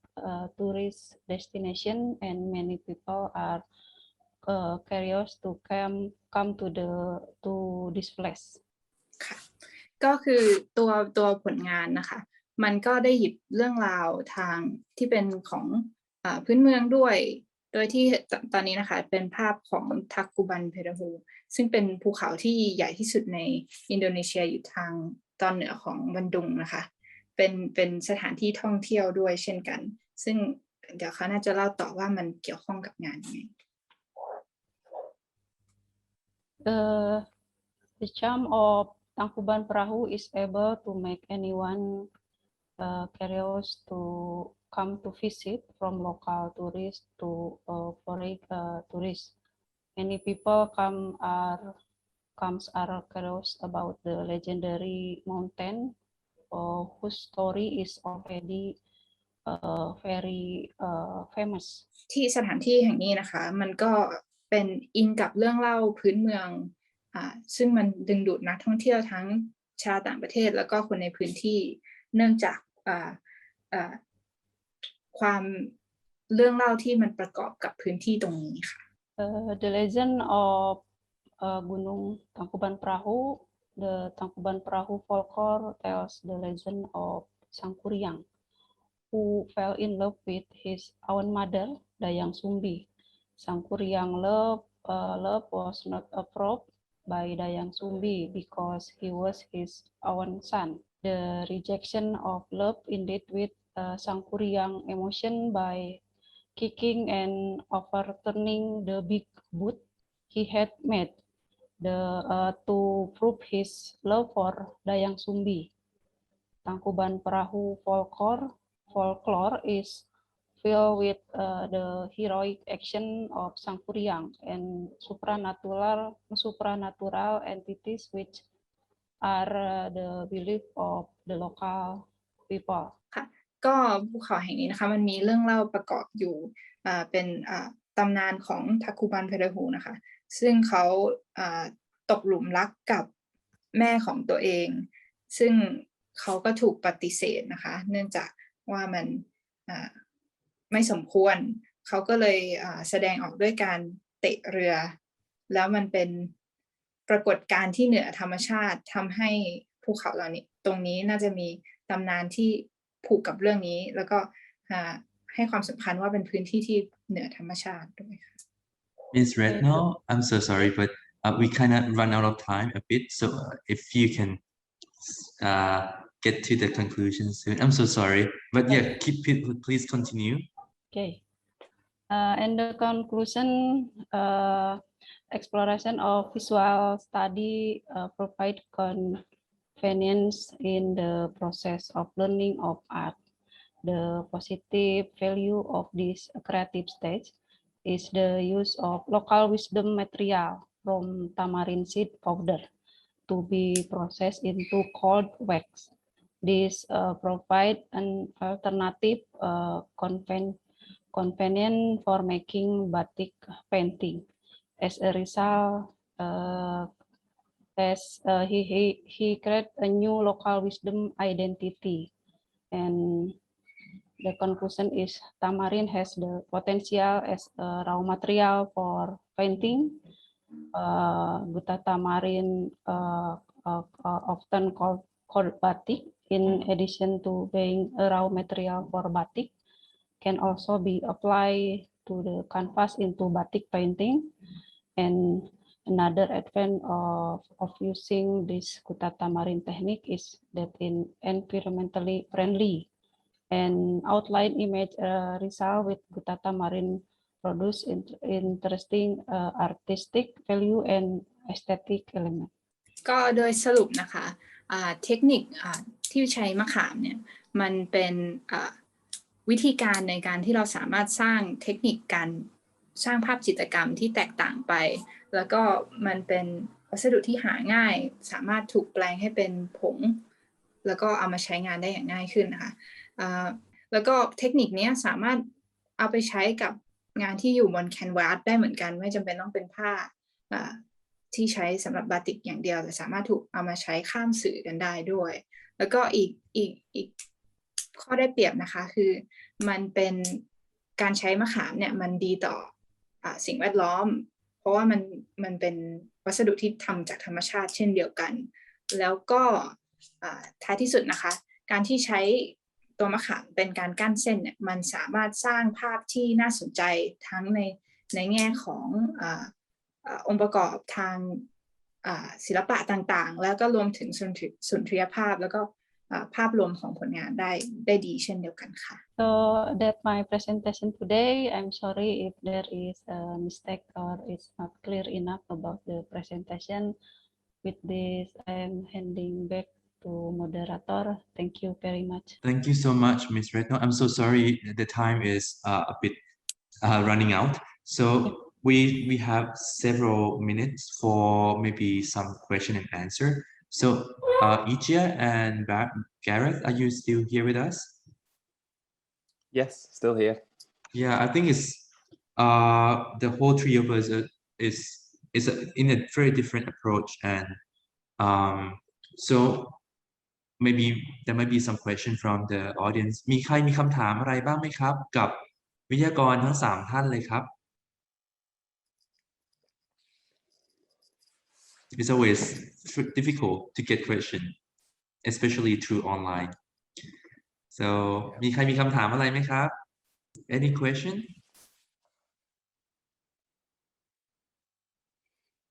Okay, I have some question prepared before.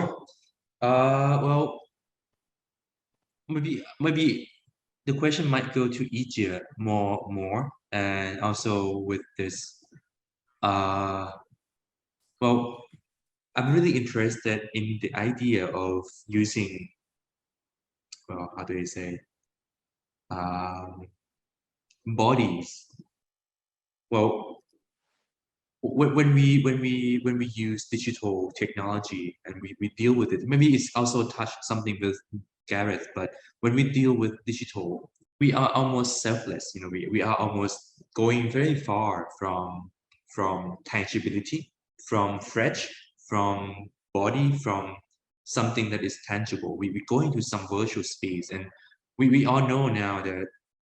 the virtual space is real. It's becoming more real and real. But you seem to get into a very different direction. Like well, maybe the question is the body inside the digital work that you are making. Do you feel they are more tangible than the actual person? Or, well, you know, it's like your body is here as a maker, and then you make the objects inside the virtual space. But it seems like you want to claim something that's very close to the reality, something that like you want to protest about the racial, the racism, the something that go against feminists, go against Asian race. Everything is really dealing with the actual situation. But you decide to go into virtual space to talk about this issue. It seems a bit not. I think it's going to be interesting to hear you. What do you think about this approach? And maybe it's also touched with Gareth, because you know you are dealing with the actual architecture. You are dealing with the actual relationship between people and the society, and then you are holding the actual cement, actual object, but you decide to go into the virtual space and making a three-dimensional rendered objects in the screen of the computer. But the idea is still approaching the reality, like you're still commenting on the real memories in the actual space. How does this work for you as a digital artist? Do you understand my question though? Yeah, maybe I-Chieh, if you have some comment. I think the reason why I use this technology to explore my body in a digital way is because so we couldn't actually do it like how other look our body, so we couldn't look ourselves through others' eyes. Like I can look myself in the mirror, but it's a flat image and it's not 3D, and it's so I don't know how to explain it. Like I couldn't see my back in real world, and my face, I couldn't see it as my real face. I can just see through mirror, and this technology allows me to have a new aspect of myself, of my body. Like photogrammetry is usually used for like build a 3D character and gaming, and it's a transform from reality to a virtual world, and this method is interesting for me, like a new way to look at physical body. คำถามที่ผมถามคือศิลปินสองคนทั้งI-Chiehแล้วก็ Gareth นะครับเขาใช้ดิจิทัลเทคโนโลยีในการสร้างอ็อบเจกต์บางอย่างซึ่งดูเหมือนว่าอ็อบเจกต์มันจะเป็นจริงมากเลยอะคือสแกนตัวเองซึ่งมันเป็นจริงๆคือ fresh ผิวหนังร่างกายมันเป็นสิ่งที่เราจับต้องได้เนาะหรือก้อนหินเนี่ยเราจับต้องได้มันไม่ใช่แค่ data มันเป็นภาพมันเป็นสิ่งของมันเป็นสิ่งที่เราจับต้องได้แต่เขาเลือกที่จะใช้เทคนิคนี้ในการแสดงออกถึงแนวความคิดที่มันเกี่ยวข้องกับโลกปัจจุบันสูงมากเกี่ยวข้องกับโลกของความเป็นจริงเรื่องของ สถาปัตยกรรมเรื่องความทรงจำของคนกับสังคมเรื่องร่างกายเรื่องเกี่ยวกับการเหยียดเชื้อชาติซึ่งมันเป็นเรื่องจริงในสังคมแต่เขาทำในโลกดิจิตอลผมอยากรู้ว่าการตัดสินใจที่เลือกทำในดิจิตอลมันทำไมถึงเลือกทำในดิจิตอลเวิลด์เนี่ยครับก็ของคุณอิจินก็ตอบว่าสำหรับเทคโนโลยีเขาใช้สำหรับในการสำรวจโลกดิจิตอลแล้วก็ใช้โลกดิจิตอลในการสำรวจตัวเองอีกทีหนึ่งเขาไม่รู้ว่าคนอื่น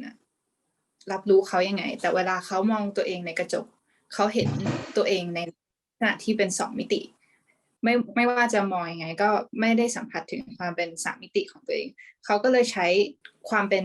3D เนี่ยแล้วก็ดิจิตอลเนี่ยเพื่อที่จะมองร่างกายของเขาในแง่มุมแบบใหม่ซึ่งมันสามารถด้วยเทคนิค photogeometry เนี่ยมันสามารถสร้างคาแรคเตอร์ของเขาขึ้นมาในโลกเสมือนจริงขึ้นมาได้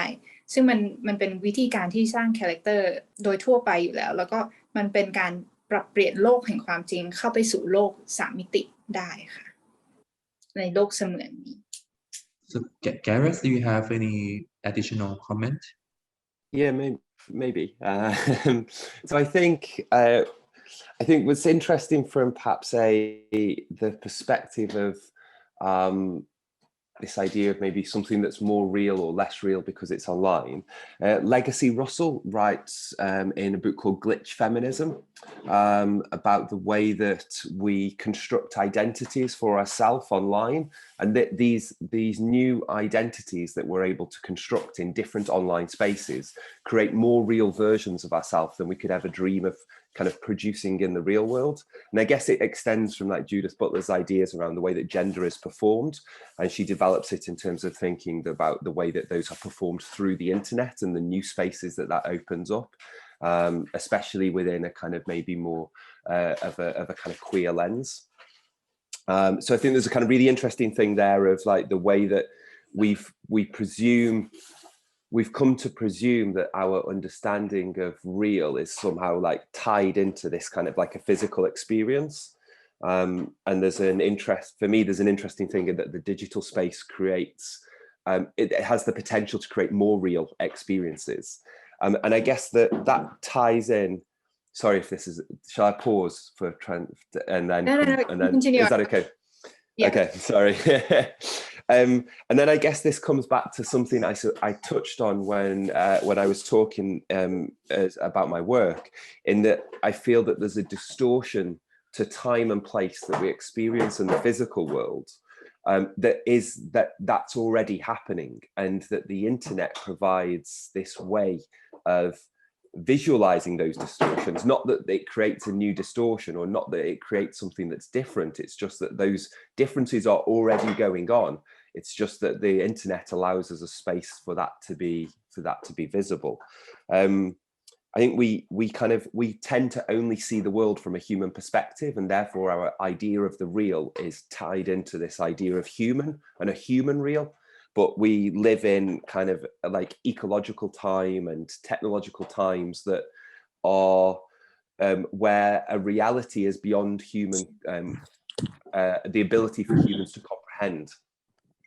And I think that, yeah, that, you know, we have like this idea of the real, we have become, I think it's the ego of human beings that place themselves at the center of that reality, when perhaps there is other realities that we are not considering. I think that's gone off on maybe a bit of a tangent, but I think it kind of picks up on some of the things that you've been saying. การที่เราคิดว่าในโลกของอินเทอร์เน็ตมันเป็นอะไรที่มากกว่าหรือน้อยกว่าความเป็นจริงมันอาจจะเขายกมาจาก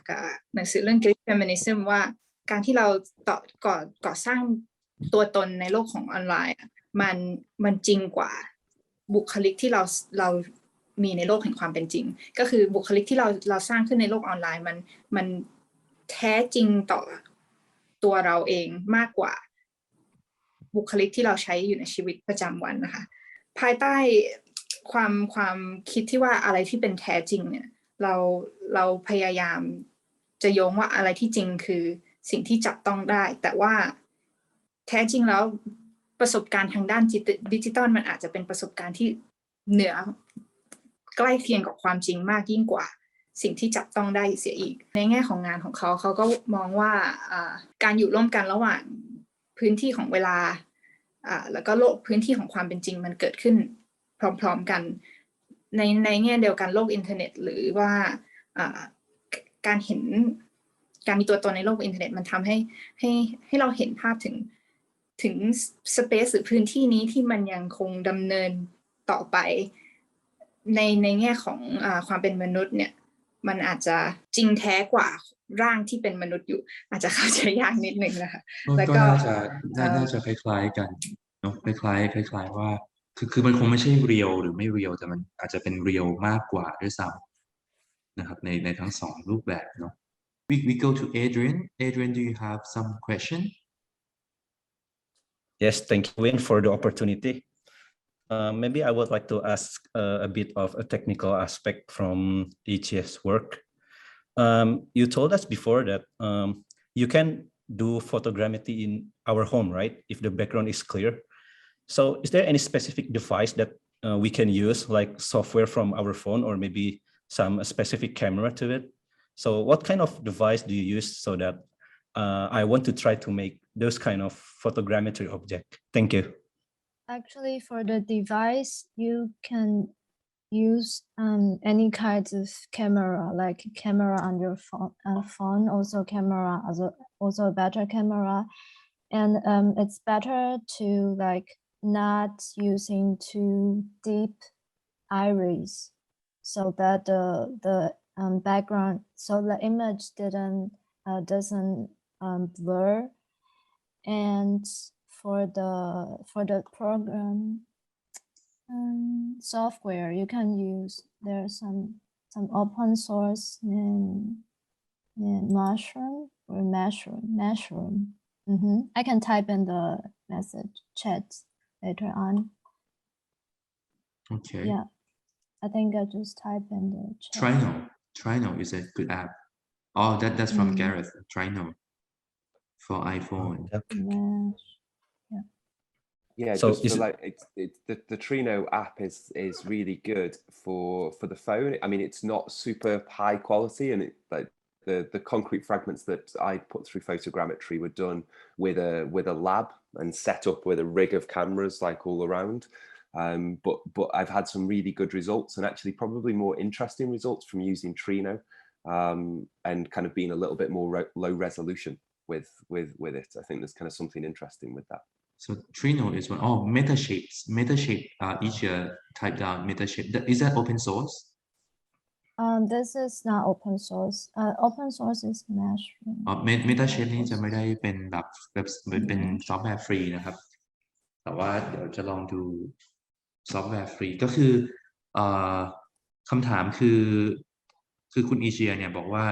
ตัวโปรแกรมเนี้ยมันการถ่ายภาพเนี่ยมันสามารถที่จะทำที่บ้านได้นะครับงั้นคุณเอเดรียนก็ถามว่าควรจะใช้โปรแกรมอะไรจะได้ลองดูก็คุณแกเรธก็เลยส่งโปรแกรมนึงนะครับคือโปรแกรม Trino นะฮะอันนี้ใช้เป็นแอปใน iPhone ส่วนI-Chiehเนี่ย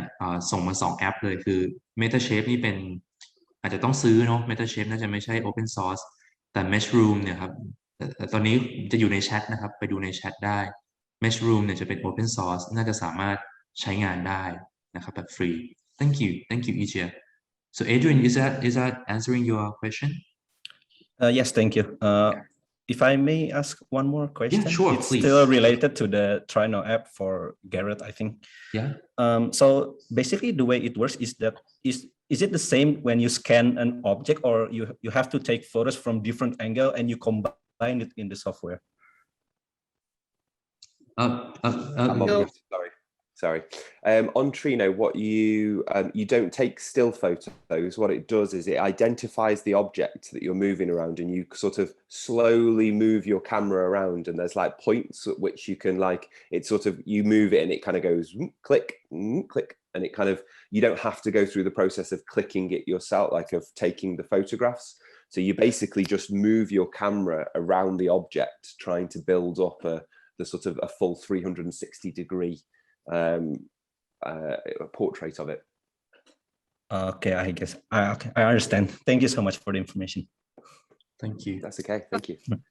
Thank you, Gareth. Thank you, I-Chieh.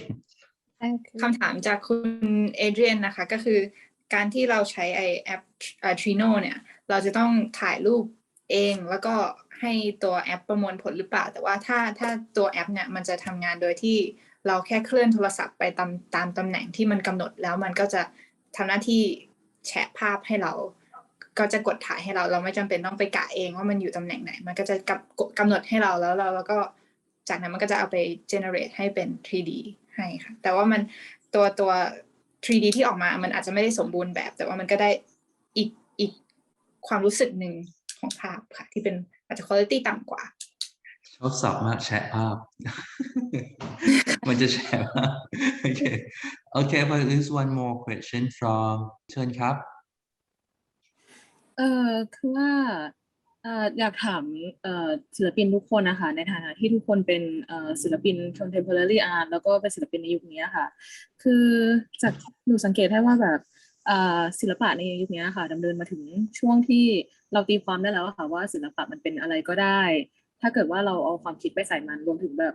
ดำเนินมาถึงในยุคของดิจิทัลที่ว่าศิลปะไม่จำเป็นที่ต้องแบบตั้งอยู่ตรงหน้าเราแต่เป็นไฟล์ข้อมูลดิจิทัลได้แล้วมันก็คือเปิดกว้างมากมันไม่มีความเป็นลัทธิมันไม่มีความเป็นลัทธิเหมือนเมื่อก่อนที่ว่าแบบจะต้องสร้างอะไรใหม่ๆขึ้นมาเพื่อที่แบบเป็นที่จดจำอะค่ะเลยอยากถามความคิดเห็นของทุกท่านว่าแบบคิดว่าในสักประมาณแบบ20 หรือ 10 ปีอะไรเงี้ยค่ะศิลปะมันจะดำเนินการไปทางไหนแบบหรือเป็นเทคนิครูปแบบเพราะว่าตอนนี้มันกลายเป็นการพัฒนาแบบไร้ขอบเขตไปแล้วค่ะ The question is to all the artists as you are contemporary artists in the current society where art can be interpreted in so many ways and the digital world is so influential that you no longer have to have a tangible object to be an art form and art can be a digital file and it's not dependent on movement or a specific genre. What do you see the future of art in 10 or 20 years as artists yourself? Who want to, well, this is a very classic question to foresee the future, but I think it fits well though. It fits well with this platform because we are dealing with the technology and but I think it's an opinion คืออย่างนี้ครับคำถามนี้อาจจะแบบเป็นคำถามที่ตอบยากนิดนึงนะในมุมมองผมเนาะแต่ผมไม่ได้เป็นคนตอบนะครับแต่ว่ามันยากเพราะว่ามันเหมือนกับคำถามทำนายอนาคตอ่ะมันก็จะตอบยากนิดนึงมันก็มีหลายความเห็นเนาะแต่ว่าก็อาจจะเหมาะก็ได้ครับกับแพลตฟอร์มวันนี้เพราะว่ามันพูดถึงเรื่องของเทคโนโลยี so who want to go first I-Chieh she's smiling or maybe Gareth is or maybe Miss Retno maybe Gareth maybe you might want to go first. Yeah, I don't mind. I think, I mean, I just thinking about, obviously with COVID and we've been living online and teaching online, working online for what feels like a really long time. I think speaking to some of my students in the last couple of weeks as we're now teaching back in the building face to face. And speaking to some of our students, there is a real desire to be back in real spaces and to be back in, like, to make physical things. So they are, as much as they are informed and part of like digital culture, there is also maybe a slight nostalgia for them, but there's a nostalgia for things that are physical and like material. So just yesterday I was having a conversation with some students that wanted to create a book, like an artist book, and they wanted to launch it as part. I said to them, well, could it be a digital book? And they're like, no, it has to be a physical book. We want to print it. We want to make it. We want to stitch the binding together. And so I guess that was kind of a real reminder that yes, as much as things are physical, we are human beings that are, that are programmed to, for physical interactions in many ways. And I don't think we'll ever lose. I certainly hope we would never lose that. It's like that balance of the two, but without necessarily the challenge, I think, is to not be is to figure out what things are worth saving from the past and what things are worth forgetting from the past, and to think about how we might like then begin to build a better future that is where we learn from the technologies and the opportunities that they bring, the freedoms that they bring, the ways that they might democratize and change and challenge hierarchies, the way that they might create new spaces for or new ideas of ownership around the way that artwork might function and things like that. I think these are all real positive things, but I don't see a future where we will be purely existing in a digital space, or we will only be going to museums through headsets. I think there's always going to be that desire to kind of see something physical. ก็ด้วยสถานการณ์โควิดนะคะเขาสังเกตมาว่าเราใช้ชีวิตบนโลกออนไลน์สอนออนไลน์ทำงานออนไลน์เมื่อเขาเพิ่งได้กลับไปเรียนแบบออนไซต์เขาก็ได้คุยกับนักศึกษาว่านักศึกษาหลายคนมีความต้องการที่จะต้องทำงานในพื้นที่จริงมากยิ่งขึ้นเพราะว่าเขาก็โหยหาการที่จะต้องหลุดออกจากพื้นที่เสมือนหรือพื้นที่ของโลกออนไลน์แล้วก็กลับเข้าสู่ชีวิตที่มันเป็นจับต้องได้มากยิ่งขึ้นอยากทำงานกับสื่อหรือ material ที่อาจจะเป็นการย้อนกลับไปทำตามแบบขนบเดิมๆอย่างเช่นมีโปรเจกต์หนึ่งที่เขาอยากให้นักศึกษาเขาอยากทำเป็นหนังสือเขาก็ถามว่าจะเป็นหนังสือที่เป็นรูปแบบดิจิตอลหรือเปล่านักศึกษาบอกไม่เอาต้องการที่จะเป็นหนังสือเย็บมือเขาต้องการที่จะต้องลงมือทำเองเขาก็เลยคิดว่ามันในฐานะที่เราเป็นมนุษย์เรามีความโหยหาที่จะต้องมีปฏิสัมพันธ์แบบตัวต่อตัวมันเป็นธรรมชาติของเราแล้วมันก็เป็นสมดุลของโลกด้วยที่ว่าเรามีชีวิตที่อยู่ในโลกออนไลน์และชีวิตที่เป็นโลกแห่งความจริงซึ่งเขารู้สึกว่าในอนาคตมันอาจจะไม่ได้เป็นอนาคตที่ไร้ซึ่งโลกแห่งความจริงมันไม่ได้เป็นโลกที่เป็นโลกเสมือนโดยอย่าง 100% มันยังคงจะมี2โลกอย่างนี้ต่อไปแล้วก็เขาคิดว่ามันจะการที่เราหยิบสิ่งของจากอดีตมาใช้มันก็เป็นเรื่องที่ดีเช่นกันมันมีบางเรื่องที่ควรจะยกเลิกไปหยุดใช้ไปแต่มันก็ยังมีบางอย่างที่มันสมควรที่จะเอามาดำเนินการต่อในปัจจุบันและไปในอนาคตซึ่งมันการที่เราใช้ทั้งสื่ออินเทอร์เน็ตหรือสื่อที่เป็นของจริงมันท้าทายทุกอย่างทั้งระดับชนชั้นหรือว่าเรื่องของการเป็นเจ้าของอ็อบเจกต์หรือการพูดถึงประชาธิปไตยมันโลกดิจิตอลเนี่ยมันอาจจะไม่ได้ตอบโจทย์ในทุกๆแง่แต่ว่ามันอาจจะช่วยในประเด็นหลายๆประเด็นได้ค่ะ Miss Retno, do you have something to add? Hello. Okay, sorry for the interruption. I'm going to try to answer what Miss Retno think about the opinion that has been asked. So from the perspective from Miss Retno is that her opinion from the transition to the digital world is because we are in the art form that it can be like everything can be art. So she thinks that in each country they have each identity to form that art, and she said that we have to follow all the transition that's happening right now. So especially when now in the digital era, so every artist must follow, not must follow, but it's better to follow that rule to the digital transformation. So it's always developed that art can be in the future as well. So the reason why Miss Retno is now doing her traditional way of doing art, because she doesn't want to forget about the traditional way of art. So that's why Miss Retno is still pursuing the art in the traditional way. So that's her opinion. I hope that answers. สำหรับของคุณเรดโนนะคะเขาก็มองว่าการเปลี่ยนถ่ายของยุคสมัยที่เราอยู่ในณตอนนี้ศิลปะมันสามารถเป็นอะไรได้ทุกอย่างเลย แต่ว่าเขาก็ยังมองว่าการเป็น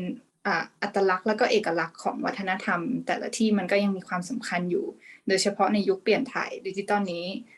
เราควรจะพัฒนาไปตามเวลาแล้วก็งานศิลปะก็จะพัฒนาไปตามเวลาด้วยเช่นกันแต่ว่าสำหรับเข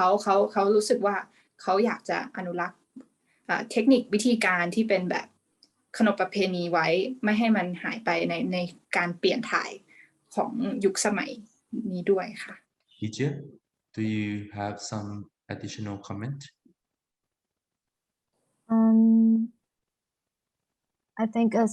the technology evolve, there are more instruments we can use for art, and also more like topics we want to discuss because of a new problem or new technology. And I also think that art in the future will also contain like physical and also virtual digital work because the creativity and the output and express the human being is always very important. ของคุณอีจินเขาก็มองว่าเทคโนโลยีมันสามารถเป็นเครื่องมือในการสร้างผลงานศิลปะหรืออะไรก็ตามแล้วก็การที่เราใช้เทคโนโลยีมันสามารถทำให้เรามีบทสนทนาหรือว่าประเด็นที่เราจะสามารถสร้างมากยิ่งขึ้นแล้วก็รวมถึงมันสามารถแก้ไขปัญหาต่างๆหรือประเด็นต่างๆเขาคิดว่าในอนาคตศิลปะมันจะประกอบไปด้วยทั้งศิลปะที่จับต้องได้และศิลปะที่เป็นดิจิทัลที่อาจจะจับต้องไม่ได้แต่ว่าเขาคิดว่าสิ่งที่สำคัญที่สุดคือการที่สามารถถ่ายทอดความคิดสร้างสรรค์ของมนุษย์มันเป็นสิ่งสำคัญที่สุดค่ะ I really like the idea that just to add into your comments, and I really like Miss Retno and Gareth's answer. I think COVID-19 and pandemic and the online experience of the whole world. Well, this is a shock because before we thought that some country might went into the online experience before some other countries, but with COVID, the whole world jumped into this together, and what we expect is, I think it's really different than we expected before. What we experience is really different from what we expected before. Well, online is not the answer to everything, especially, well, just one example, just online class. We were, a lot of university were talking about going through full online course because it's the future of the education, but it proves that it's not the future of the education. It's something that it's already been proved through these years that, well, like Gareth say, it needs to be a balance. I also think that if we would not have, I don't think that the future world, if the world is continuing to be like this for a while, without like catastrophe or something that we cannot predict, I think we will not live in the box. I think we still live in the world plus sometime in the box. And the traditional, like what Miss Retno does, is very, very, very, very important, and it is another end of the balance that we need to keep. And yeah, I think COVID-19 tell us a lot of things as well. Yeah. Wow. Thank you for your answer, and I just want to add that point. คือผมคิดว่าตัวโควิด -19 นะครับอันนี้ตอบคำถามนักศึกษาหรือผู้ที่ถามมานะครับคือจริงๆแล้วก่อนหน้านี้ในโลกศิลปะเราก็พูดกันเยอะเหมือนกันเรื่องการ predict แบบการคาดถึงอนาคตแล้วเรื่องออนไลน์เนี่ยทุกคนก็พูดถึงว่ามันจะแบบ deform ศิลปะจะไม่มีรูปทรงจะหายไปแต่พอมีโควิด -19 ปั๊บคือมันเป็นช็อกอะครับเพราะว่าไม่ใช่แค่ประเทศเดียวเราเคยคิดว่าจะมีประเทศใดประเทศหนึ่งเข้าไปสู่ออนไลน์ก่อนแล้วก็ประเทศอื่นอาจจะตามหลังแต่พอมีโควิดปั๊บทุกคนเข้าพร้อมกันพอเข้าพร้อมกันปั๊บมันพิสูจน์ว่าโอเคออนไลน์มันไม่ได้เป็นคำตอบของทุกอย่างผมคิดว่าคำตอบของคุณแกเรตกับของคุณเรตโนน่าสนใจนะครับมันอาจจะไม่ได้เป็นอย่างที่เราคิดว่าทุกอย่างจะดีฟอร์มหมดแต่อาจจะเป็นเรื่องของบาลานซ์เป็นเรื่องของ เป็นเรื่องของการทำทั้งสองอย่างทั้งดิจิทัลและ tradition ไปพร้อมๆกันอะไรเงี้ยก็มันก็น่าสนใจเพราะคำตอบนี้จะไม่เป็นอย่างนี้ถ้าเราไม่เจอโควิด I don't think that the answer would be like this if we didn't have COVID. Like if COVID didn't come, the answer would be so different. Yeah. Well, can I just add Yeah. something? Yeah, so I think like there's the other thing that strikes me is that there's our understanding or the way that we have come to interpret the idea of technological or technology is that we seem to place it in the future as part of this like as newness and science fiction, but technology's relationship to art has always been there, whether it's like the development of pigment to paint, whether it's like the introduction of the printing press, or whether it's like developing kind of ways of making work out of tamarind and things like this. Like that is still technology. It's still like, there's still like it's just that we have come to understand technology in a very particular way. And I guess one of the, not to be too pessimistic, but like the impact that our current use of technology has on the environment is pretty catastrophic. The use of, like I read a few days ago that one cryptocurrency transaction was the equivalent of 2 smartphones in raw materials. So like this, like, I guess what I'm just saying is that this idea of the future as a place where something new is happening, as a sort of space for newness, is I think to be slightly cautious of that idea. Because from a kind of an environmental, from a climate perspective, this kind of rate of technological progress cannot maintain itself if we as humans are to survive. Like if we as humans are to disappear, then maybe then maybe that's the thing. But I think there's like a sort of note of caution there about the relationship between technology and the environment and how much we come to rely on that. And actually maybe then that retreat away to things that are more traditional might become, could from a speculative sense become more important as we move forward. ค่ะก็อีกหนึ่งความคิดเห็นที่เขาอยากจะแชร์คือไอ้ความเข้าใจของมนุษย์เรากับเทคโนโลยีคือเราคิดว่ามันเป็นส่วนหนึ่งของอนาคตทั้งที่จริงๆแล้วเทคโนโลยีแล้วก็วิทยาศาสตร์รวมถึงศิลปะเนี่ยมันมีอยู่ควบคู่กันมาโดยตลอดอย่างการพัฒนาของพิกเมนต์สีหรือว่าการเครื่องพิมพ์หรือว่าแม้แต่มะขามของคุณ Retno นะคะที่มันล้วนแล้วแต่เป็นเทคโนโลยีทั้งสิ้นแต่ว่าตอนนี้ในยุคนี้เรามองเทคโนโลยีในแง่เดียวที่ว่ามันคือเรื่องของอนาคตมันคือเรื่องของความใหม่สดใหม่ถ้าพูดถึงในแง่ของผลกระทบของเทคโนโลยีต่อ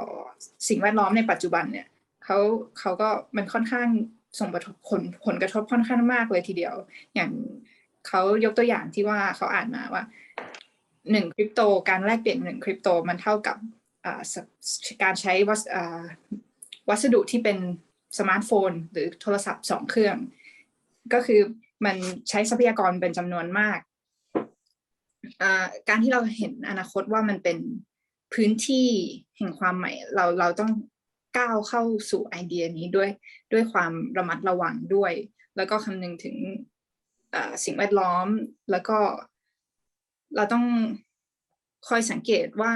ความสัมพันธ์ระหว่างเราแล้วก็ความคิดนี้หรือว่าสภาพแวดล้อมเนี่ยมันจะเป็นยังไงเราอาจจะหวนกลับไปสู่ความเป็นประเพณีมากยิ่งขึ้นในอนาคตหรือวิธีการแบบที่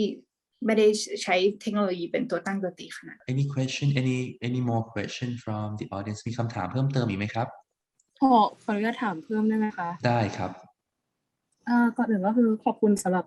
คำตอบของทุกคนมากเลยค่ะแบบว่าได้เห็นมุมมองใหม่ๆเยอะขึ้นเลยค่ะอีกคำถามหนึ่งที่อยากถามนะคะคือเราอยากถาม opinion ของทุกคนต่อการเข้ามาของ NFT ด้วยค่ะในฐานะเราเป็นนักศึกษาคนนึงค่ะที่เรามองวงการ NFT อะค่ะ คือเราก็มองเห็นทั้งด้านดีแล้วก็ด้านไม่ดีเนื่องด้วยว่าแบบในประเทศไทยอะค่ะเป็นประเทศที่ค่อนข้างถ้าเกิดว่าจะทำงานในฐานะดิจิทัลอาร์ติสต์หรือว่าทำงานในเทคโนโลยีจะยังไม่ค่อยมีการเปิดกว้างหรือแบบก็ง่ายๆก็คืออยู่รอดได้ยากอะค่ะดังนั้นแบบการเข้ามาของ AFP ก็เลยทำให้ศิลปินไทยหลายคนที่แบบว่ายังเป็นวัยของนักศึกษาหรือแบบวัยที่แบบเพิ่งจบเลยอะค่ะหันไปทำในวงการนี้มากขึ้นแต่ว่าในขณะเดียวกันนะคะวงการนี้ก็เป็นวงการที่แบบทำลายความเป็นไฟอาร์ตอยู่ไกลๆอะค่ะคือมันสนับสนุนแล้วมันก็ทำลายในตัวของมันเองด้วยมันมีทั้งกรณีที่แบบว่าเทสงานหรือแบบว่าก๊อปงานหรือแม้แต่แบบว่างานที่ไม่จำเป็นต้องเป็นออริจินอลขนาดนั้นก็ไปขายได้ส่วนใหญ่เป็นงานที่แบบเหมือนว่าเราต้องทำให้เตะตาคนที่มีทุนอะไรอย่างเงี้ยค่ะเลยอยากถามความคิดเห็นของทุกท่านต่อวงการนี้ค่ะ She thanked you for the answer for the previous question, and also she would like to ask another question. What is your opinion on NFT art? And she is a student right now, and she feels like to be a digital artist in Thailand, it's a very a small market, and it's not there's not much space to grow within this kind of genre. A lot of newly graduate students or students right now are doing NFT art, and in a way she thinks that it's kind of destroying fine arts in a way, as it does of there's a lot of copied work or unoriginal ideas kind of created, and a lot of the work is created to a specific taste or a specific collectors. So what is your opinion on NFT art? Anyone want to answer this? Well, NFT, just a bit background about NFT in Thailand. We joined the same platform as the one in the US and the one in the Europe. You know, we using the same. I don't know how you call it, the foundation, the OpenSea. We do join the same thing, and it's been a very big movement. I think I can call it movement, especially for the young artists in Thailand for the past, let's say, 3 months, especially during the lockdown. NFT becomes a very big hit, especially when you cannot show in the exhibition. The emerging artists who also have a work in the galleries also jump into this NFT, and yeah, some emerging artists who have been well known in the market also turn into a very big artist in NFT as well. So that's just the background about the situation in Thailand. Yeah. Okay. Any response? Yeah, I think NFTs are really it's an interesting thing. It's nothing that I have personal experience of, but like for me, I don't mind the copy issue. I think there's kind of something interesting in the way that a digital space asks us to challenge like ideas of originality and authenticity. I think there's kind of an interesting, there's an interesting kind of tension around that I enjoy. You know, whether that's a building that gets copied into a digital space, or like you extend that out into other things. My worry, I guess, with NFTs is that it replaces one hierarchical system with another. And as much as we think that NFTs are somehow like democratizing the way that artists are able to like meet their audiences or kind of generate a living, I think actually what we're likely to see is just a kind of, it's still going to be a very pyramid-like structure in terms of like where the wealth is owned, or who owns that wealth and who controls that wealth. So like the idea for me that NFTs are going to kind of redistribute a wealth within the art world, because you know there's a lot of money at play within the art world, and I think my concerns would be that it takes one that for me feels like one out-of-date hierarchical system and it just replaces it with another. It's just in a shiny new box, and it's like fashionable for now because it's online. So yeah, I'm kind of maybe a little bit more skeptical about NFTs. I think for me that's just my own personal position on them. ก็สำหรับคุณ Gareth นะคะเขาคิดว่าเป็นประเด็นที่น่าสนใจมากคือเขาไม่ได้มีประสบการณ์ส่วนตัวกับ NFT แต่ว่าในประเด็นของการก๊อปงานหรืออะไรเงี้ยเขาไม่ค่อยมีปัญหาเขาคิดว่ามันน่าสนใจด้วยซ้ำที่ว่าเราก๊อปปี้งานแล้วก็เอาไปไว้ในพื้นที่ดิจิตอลตรงนี้มันเป็นการท้าทายสิ่งที่เป็นออริจินอลด้วยแล้วก็หรืออะไรที่เป็นต้นฉบับมันสร้างความตึงเครียดที่น่าสนใจดีในวงการศิลปะ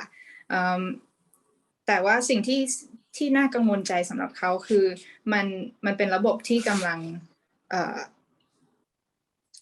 ไปแทนที่ระบบชนชั้นอีกรูปแบบหนึ่งถ้าเรามอง NFT ว่ามันเป็นความเป็นประชาธิปไตยหรือความเท่าเทียมเนี่ยเขามองว่ามันยังการทำงานของ NFT มันยังเป็นรูปแบบของพีระมิดอยู่ที่ว่าผู้ที่มีเงินหรือกำลังทรัพย์ในการซื้อก็ยังคงควบคุมตลาดได้อยู่แล้วก็มันเป็นการเงินที่สามารถสนับสนุนงานศิลปะมันก็ยังมีมากมายเขาแค่มองว่ามันเป็นการแทนที่ระบบ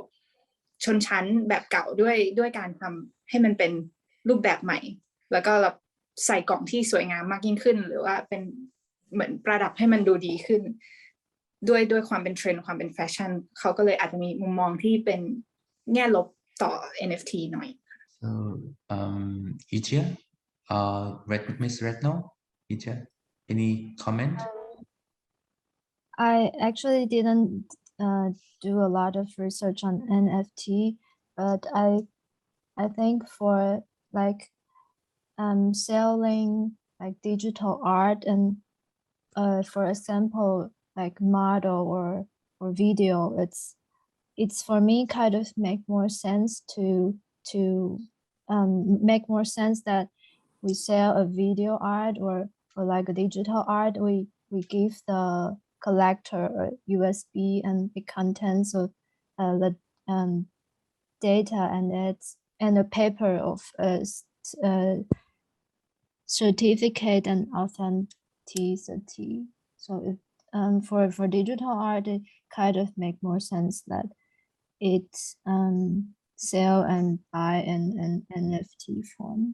อาจารย์ไหมครับพอดีเมื่อกี้สัญญาณขาดก็เลยไม่ได้ยินคือสำหรับคุณI-Chiehเนี่ยคือเขาเป็นดิจิทัลอาร์ติสต์นะครับแล้วเขาก็ซื้อขายงานผ่านระบบที่เป็นขายวิดีโอผ่าน USB มีใบ certificate ขายให้ collector นักสะสมคือเขายังรู้สึกว่าระบบการซื้อขายแบบเนี้ยมันดูจะ work มากกว่าสำหรับคนที่เป็นดิจิทัลอาร์ติสต์เต็มตัวนะครับเขาก็พูดประมาณนี้ครับ Miss Retno, do you have some additional comment?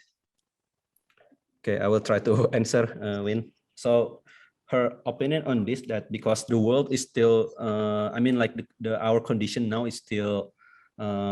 continue. So I think we're the one who have to develop to the new way of creating art. Like for example, like I-Chieh has said, she mentioned about the NFT, right? So I think it's for us to adapt it to the new way of making art is we're the one who have to like adapt our way to making art in this digital era. So maybe that's her opinion on this. Just some additional comment from Thai artists, from just sharing from me. Well, I've been talking to many Thai artists, and it seems one comment is maybe I-Chieh and Gareth and Retno and Adrian might have respond. NFT is not the whole art market. It's just optional way to sell art, and it cannot replace the whole system of art market, especially by saying that it means not all kinds of artwork can be sold well in NFT. The problem is when everyone trying to sell their work through NFT, that's when things get into problem, because some kind of work it just doesn't match with NFT. And it happens that most of the work like Gareth does, I-Chieh does, which is in even though it's in digital form, it might not fit well with NFT. So it doesn't mean that all kinds of digital art can be sold well and fit well with the condition of NFT. So that's come from my opinion and with my colleagues' opinion that it's most people who jump into NFT they don't learn much about NFT. They just feel like it's money there and then they jump into it. But well, because of that action, I think that the student who asked this question also aware of this. It seems to be problematic in the way of how NFT is working. So yeah. คือจริงๆเป็นเสริมจากผมนะฮะเพราะว่าอันนี้ก็เป็นประเด็นที่อันนี้จากมุมมองของศิลปินไทยแล้วกันเนาะแล้วเดี๋ยวเผื่ออีเจียกับแกเรตอาจจะมีข้อมูลเพิ่มเติมคือต้องบอกว่า NFT อันนี้ผมคุยกับเพื่อนที่เป็นศิลปินที่ทำ NFT นะฮะคือมันไม่ใช่ว่าดิจิทัลอาร์ตทุกประเภทจะสามารถไปได้ดีกับ NFT คือหรือแม้แต่งานอย่างคุณแกเรตหรืองานอย่างคุณอีเจเนี่ยอาจถึงแม้จะเป็นดิจิทัลอาร์ตแต่อาจจะไม่เหมาะกับ NFT ก็ได้ปัญหามันจะเกิดเมื่อมีคนที่ไม่ค่อยรู้เรื่อง NFT แล้วกระโดดลงไปใน NFT แล้วคิดว่าดิจิทัลอาร์ตทุกรูปแบบสามารถไปได้ดีใน NFT อันนี้จะมีปัญหาเกิดขึ้นมันไม่ได้เหมาะกับทุกรูปแบบอันนี้ครับคือคอมเมนต์ so yeah that's my EJ do you have some response to my comment or anything and Gareth no yes okay มีคำถามเพิ่มเติมไหมครับAdrian Retno do you have comments no yes okay มีคำถามเพิ่มเติมค่ะอาจารย์ขออนุญาตค่ะครับเชิญครับ there's one more question I think we're gonna take this as a last question ครับมีคำถามอีก1คำถามครับเชิญครับจะจัด101ค่ะแล้วก่อนอื่นขออนุญาตขอบคุณมากๆที่จัดงานนี้ขึ้นมานะคะพอดีว่าเรามีนักศึกษาจากราชภัฏ101ที่กำลังเรียนวิชาจัดสัมมนานิทรรศการศิลปกรรมอยู่แล้วก็จะขออนุญาตถามทั้งศิลปินทั้ง3นะคะว่าอาจารย์เขาติดตามฟีดแบ็กของผู้ชมเนี่ยหลังจากที่อาจารย์จัดนิทรรศการออนไลน์ไปแล้วยังไงบ้างแล้วเมื่อเปรียบเทียบกับตอนที่อาจารย์ยังจัดแบบใช้พื้นที่ใช้สเปซจริงๆอยู่เนี่ยผู้ชมเขามีปฏิกิริยาต่างไปไหมคะจากตอนที่อาจารย์ทำแบบใช้พื้นที่กับแบบที่มาเป็นออนไลน์แล้วนะคะแล้วก็คำถามที่2ค่ะอาจารย์อันนี้ขอถามว่าท่านอาจารย์เรดโน่นะคะในการทำกุตตาธรรมรินนะคะอาจารย์ของไทยมันจะมีมะขามเปรี้ยวมะขามหวานอาจารย์ใช้มะขามอะไรที่อินโดนีเซียขอบพระคุณค่ะโอเคครับ The first question is for all three artists. What is the feedback that you have received for exhibitions that you've curated online or exhibited online? What is the feedback from the audience? Is it different to exhibiting in a physical space, and what's the difference between both types of exhibitions? And the question is also, how do you get that feedback? Yeah, how do you receive the feedback? Yeah, when you do online. Wow, that's a very difficult question because no one's look at me at all. It's like everyone is thinking. EJ, do you have answer? Gareth? Well, to be honest, I'm just trying to think of like any real exhibition that I have done online, and I don't know. I don't know if I have. Like, I think I've presented work that, like the website for concrete.rip. So it's like a website that was launched at a design biennale. That's kind of a different thing to an exhibition. It's an archive that's then available to be used. So it's not really. I guess the only time I would get feedback from that is how I use it as part of a teaching tool within workshops with students. But I think I probably don't have enough experience of exhibiting online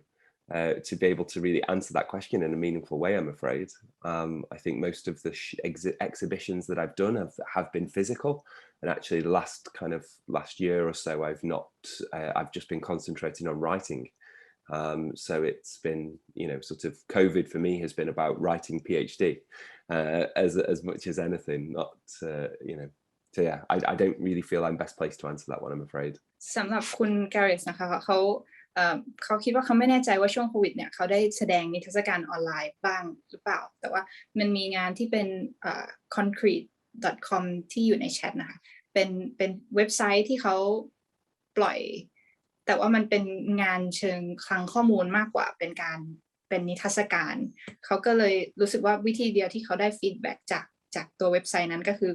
การที่เขาใช้มันเป็นเครื่องมือในการสอนหรือว่าทำเวิร์กช็อปเขาถึงจะได้ฟีดแบ็กกลับมาส่วนในรอบปีที่ผ่านมาเขาไม่ได้ทำงานศิลปะเลยไม่ได้จัดแสดงในออนไลน์เลยแต่ว่าจะเป็นแบบในพื้นที่จริงมากกว่าแต่ก็ในปีที่ผ่านมาไม่ได้จัดเลยในช่วงโควิดนี้เขาก็จะเน้นด้วยการทำเขียนหรือว่าเป็นงานวิจัยแล้วก็งานปอเอกเขาค่ะ So Adrian, do you have some feedback from Miss Retno? Yes. So she told me that the feeling when you have an exhibition online is really different from when using when you come to the gallery in a traditional way. So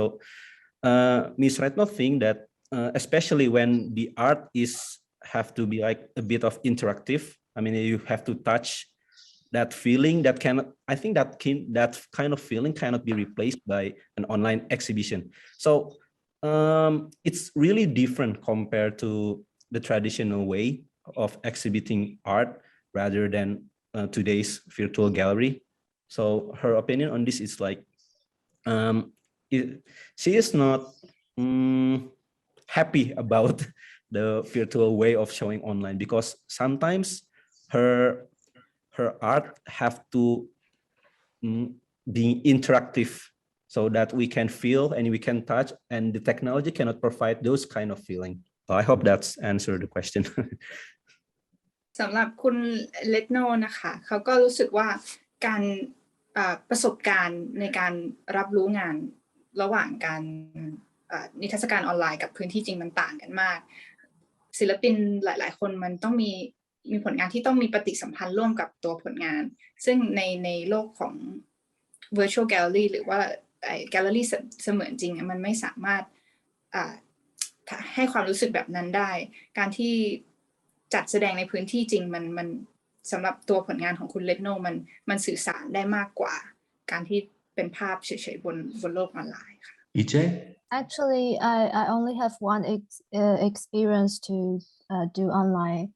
exhibition. It's that I mentioned before the Metalon, and it's an online exhibition on an Instagram account. And I think most of the artworks are like digital and fit in this platform. And the only feedback I got is from the curator. I think even though it's more accessible, like on the internet for all of the people, it's also kind of limited to the people we know and the art scene we're in.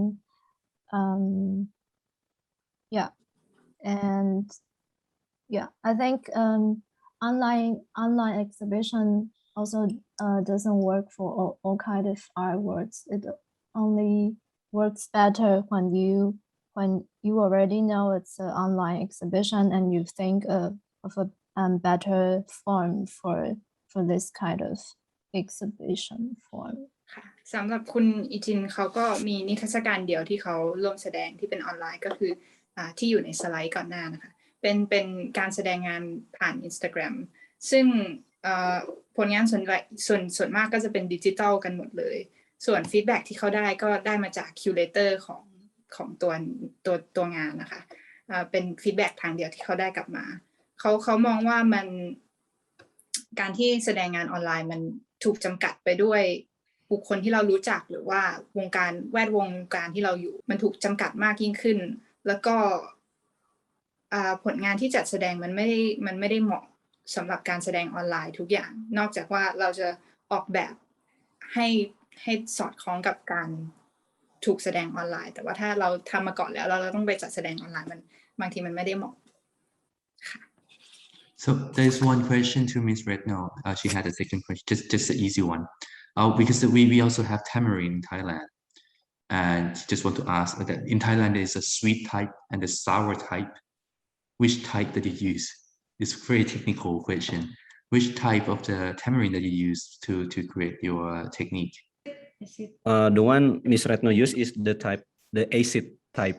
the acid type so it's a sour Yeah, type acid type. เป็น Yeah. เป็นประเภท Yeah, the ที่มี sour กรดครับเป็นประเภทที่มีกรดก็คงจะต้องเป็นประเภทที่เปรี้ยวอะครับ